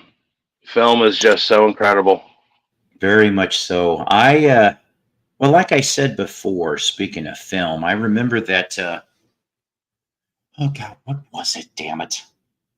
There was a film. I think it was a 16 millimeter. It was a TV episode from Davey during the Colpix era before he joined the Monkees, and I just wish I remember the damn show that it was, because he had third billing on that show, on that episode. So I think it was from 65, and I was really surprised because I'm like, I didn't hear about this, and that thing went for $500-600. Oh, look at the Migos. Come on. You got to torture me. I wanted every one of those damn things because I had every one of them. I'm not lying. Oh, look, there's Fonz with the... Uh-oh. What are Fonzie and Green Goblin doing? Riddle me this, man. Oh, look. Captain Kirk, I'm gonna shine you. Oh, joke's on you. I got a lot of different glasses here, too. I have, like, different... I have a glasses collection. This is See, pretty cool. Oh, that's cool too. Tim, I'd That's love an to find a original copy of that. original Nirvana backstage pass. Nice. Original Pearl Jam backstage pass. Yeah, I remember you were showing me some of those. I think 1 or 2 shows ago you were showing some. That's pretty damn cool.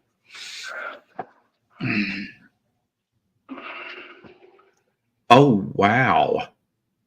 What? Okay, hold on a minute.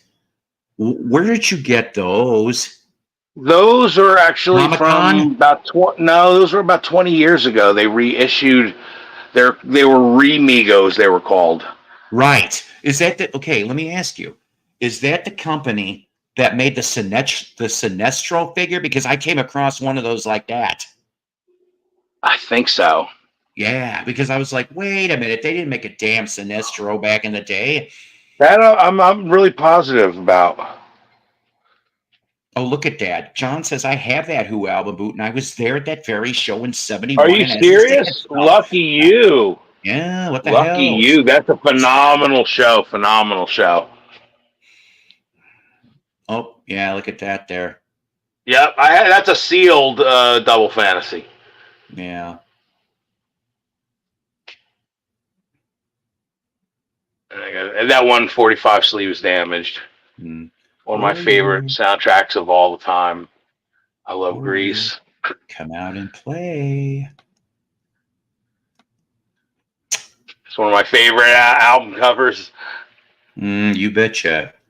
I love this magazine right here, Billboard magazine. This is a special one. It's the John Lennon issue. They have a big section of John Lennon there, and it's pretty incredible how they used to show all their things. That's a great poster of Brian May that I look at every day. Nice. Getting a little bit of a room tour. These are all like sets of like.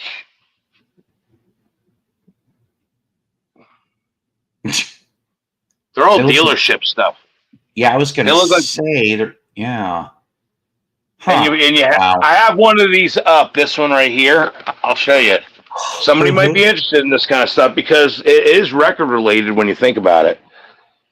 You open this up. This is for the dealers. Let's see if I can do this. Hold on. You slide it out, and then there's a magazine, and then you have all this like.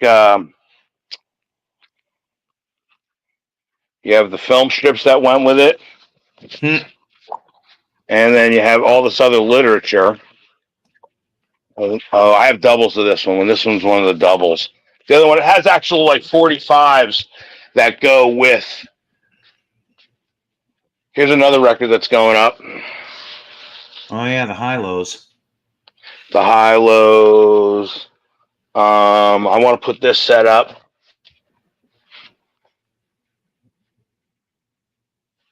The book Capital. I'm trying to find it. See, I have a bunch of them, like right here. These are the different kind of. If you look at some of these are pretty cool. I mean, I listen to some of them, and they have like orchestration, like jazz, like big band behind some of them. Rome Loves Dance says might have the Circles Camaro ad song in one of those dealership boxes, and probably also also the Paul Revere and Raiders stuff too. I bet you. If I think that'd be the same maker, isn't it? I'll tell you what. You want to know something? Look at this. I have this cabinet right here. Inside this cabinet, see, that's just stacks and stacks of DVDs of different all to different. I have a cord in here. But if you see it, Buick, trucks, I mean,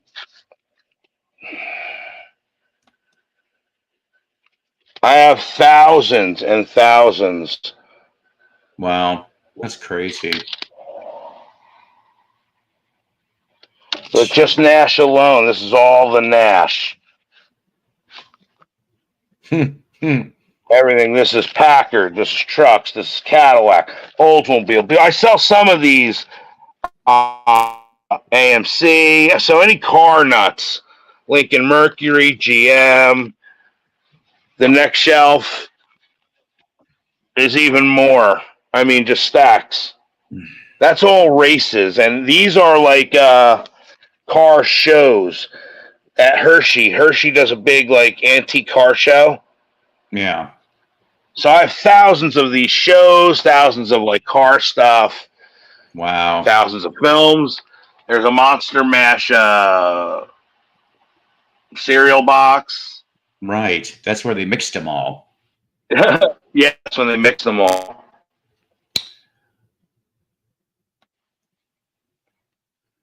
Okay. Flip this. I hate to do this to you, but we're going to have to go. Sorry, gang, but this is because I have a scheduling thing I have to take care of. I knew it was going to have to be around 2 hours today, so we went a little over. I don't care. That's beautiful. Yes. And so I want to thank everybody that happened to show up. Melo, thanks for coming on up here, so I didn't feel so lonely, and showing some great stuff. You, Paul. And I appreciate everybody, of course, out here in the audience. I want you guys to have a great week. I'll be back on Wednesday. And then, like I said, the next 2 Saturdays, there won't be a show, but we'll do Wednesday shows. So we'll be able to do that. So everybody take care. God bless. Rock on. Always part of the I'll be broadcasting my show, too, as just to let you know, later on tonight or either tonight or tomorrow on this channel, my Apple Pits. On my Apple Pitch channel. I'm going to broadcast the show I did last night. I did a performance last night in Seaside Heights, and I recorded it, so I'm going to broadcast it today or tonight, tomorrow. If I don't get to it tonight, I have a few things I have to do before I can dedicate the time to it, but I'm definitely going to play it this weekend, so just be on the lookout for it. Excellent. And 16 millimeter Kingdom for any of those records. Anybody's interested, check out any other stuff I have up there. A lot of stuff is going up. 16 millimeter Kingdom. Definitely. And I'm trying to help out. Where is it? Here we go. It was Hara Arena, Dayton, Ohio, for your answer down there. All right, guys. Like I said, take care. God bless. Rock on. Always powered by coffee each and every time. Have a great week. And whoever can get here Wednesday, we'll see you then. Take care, everybody. Thank you. Happy Live Aid Day. That's right. Go watch some Live Aid.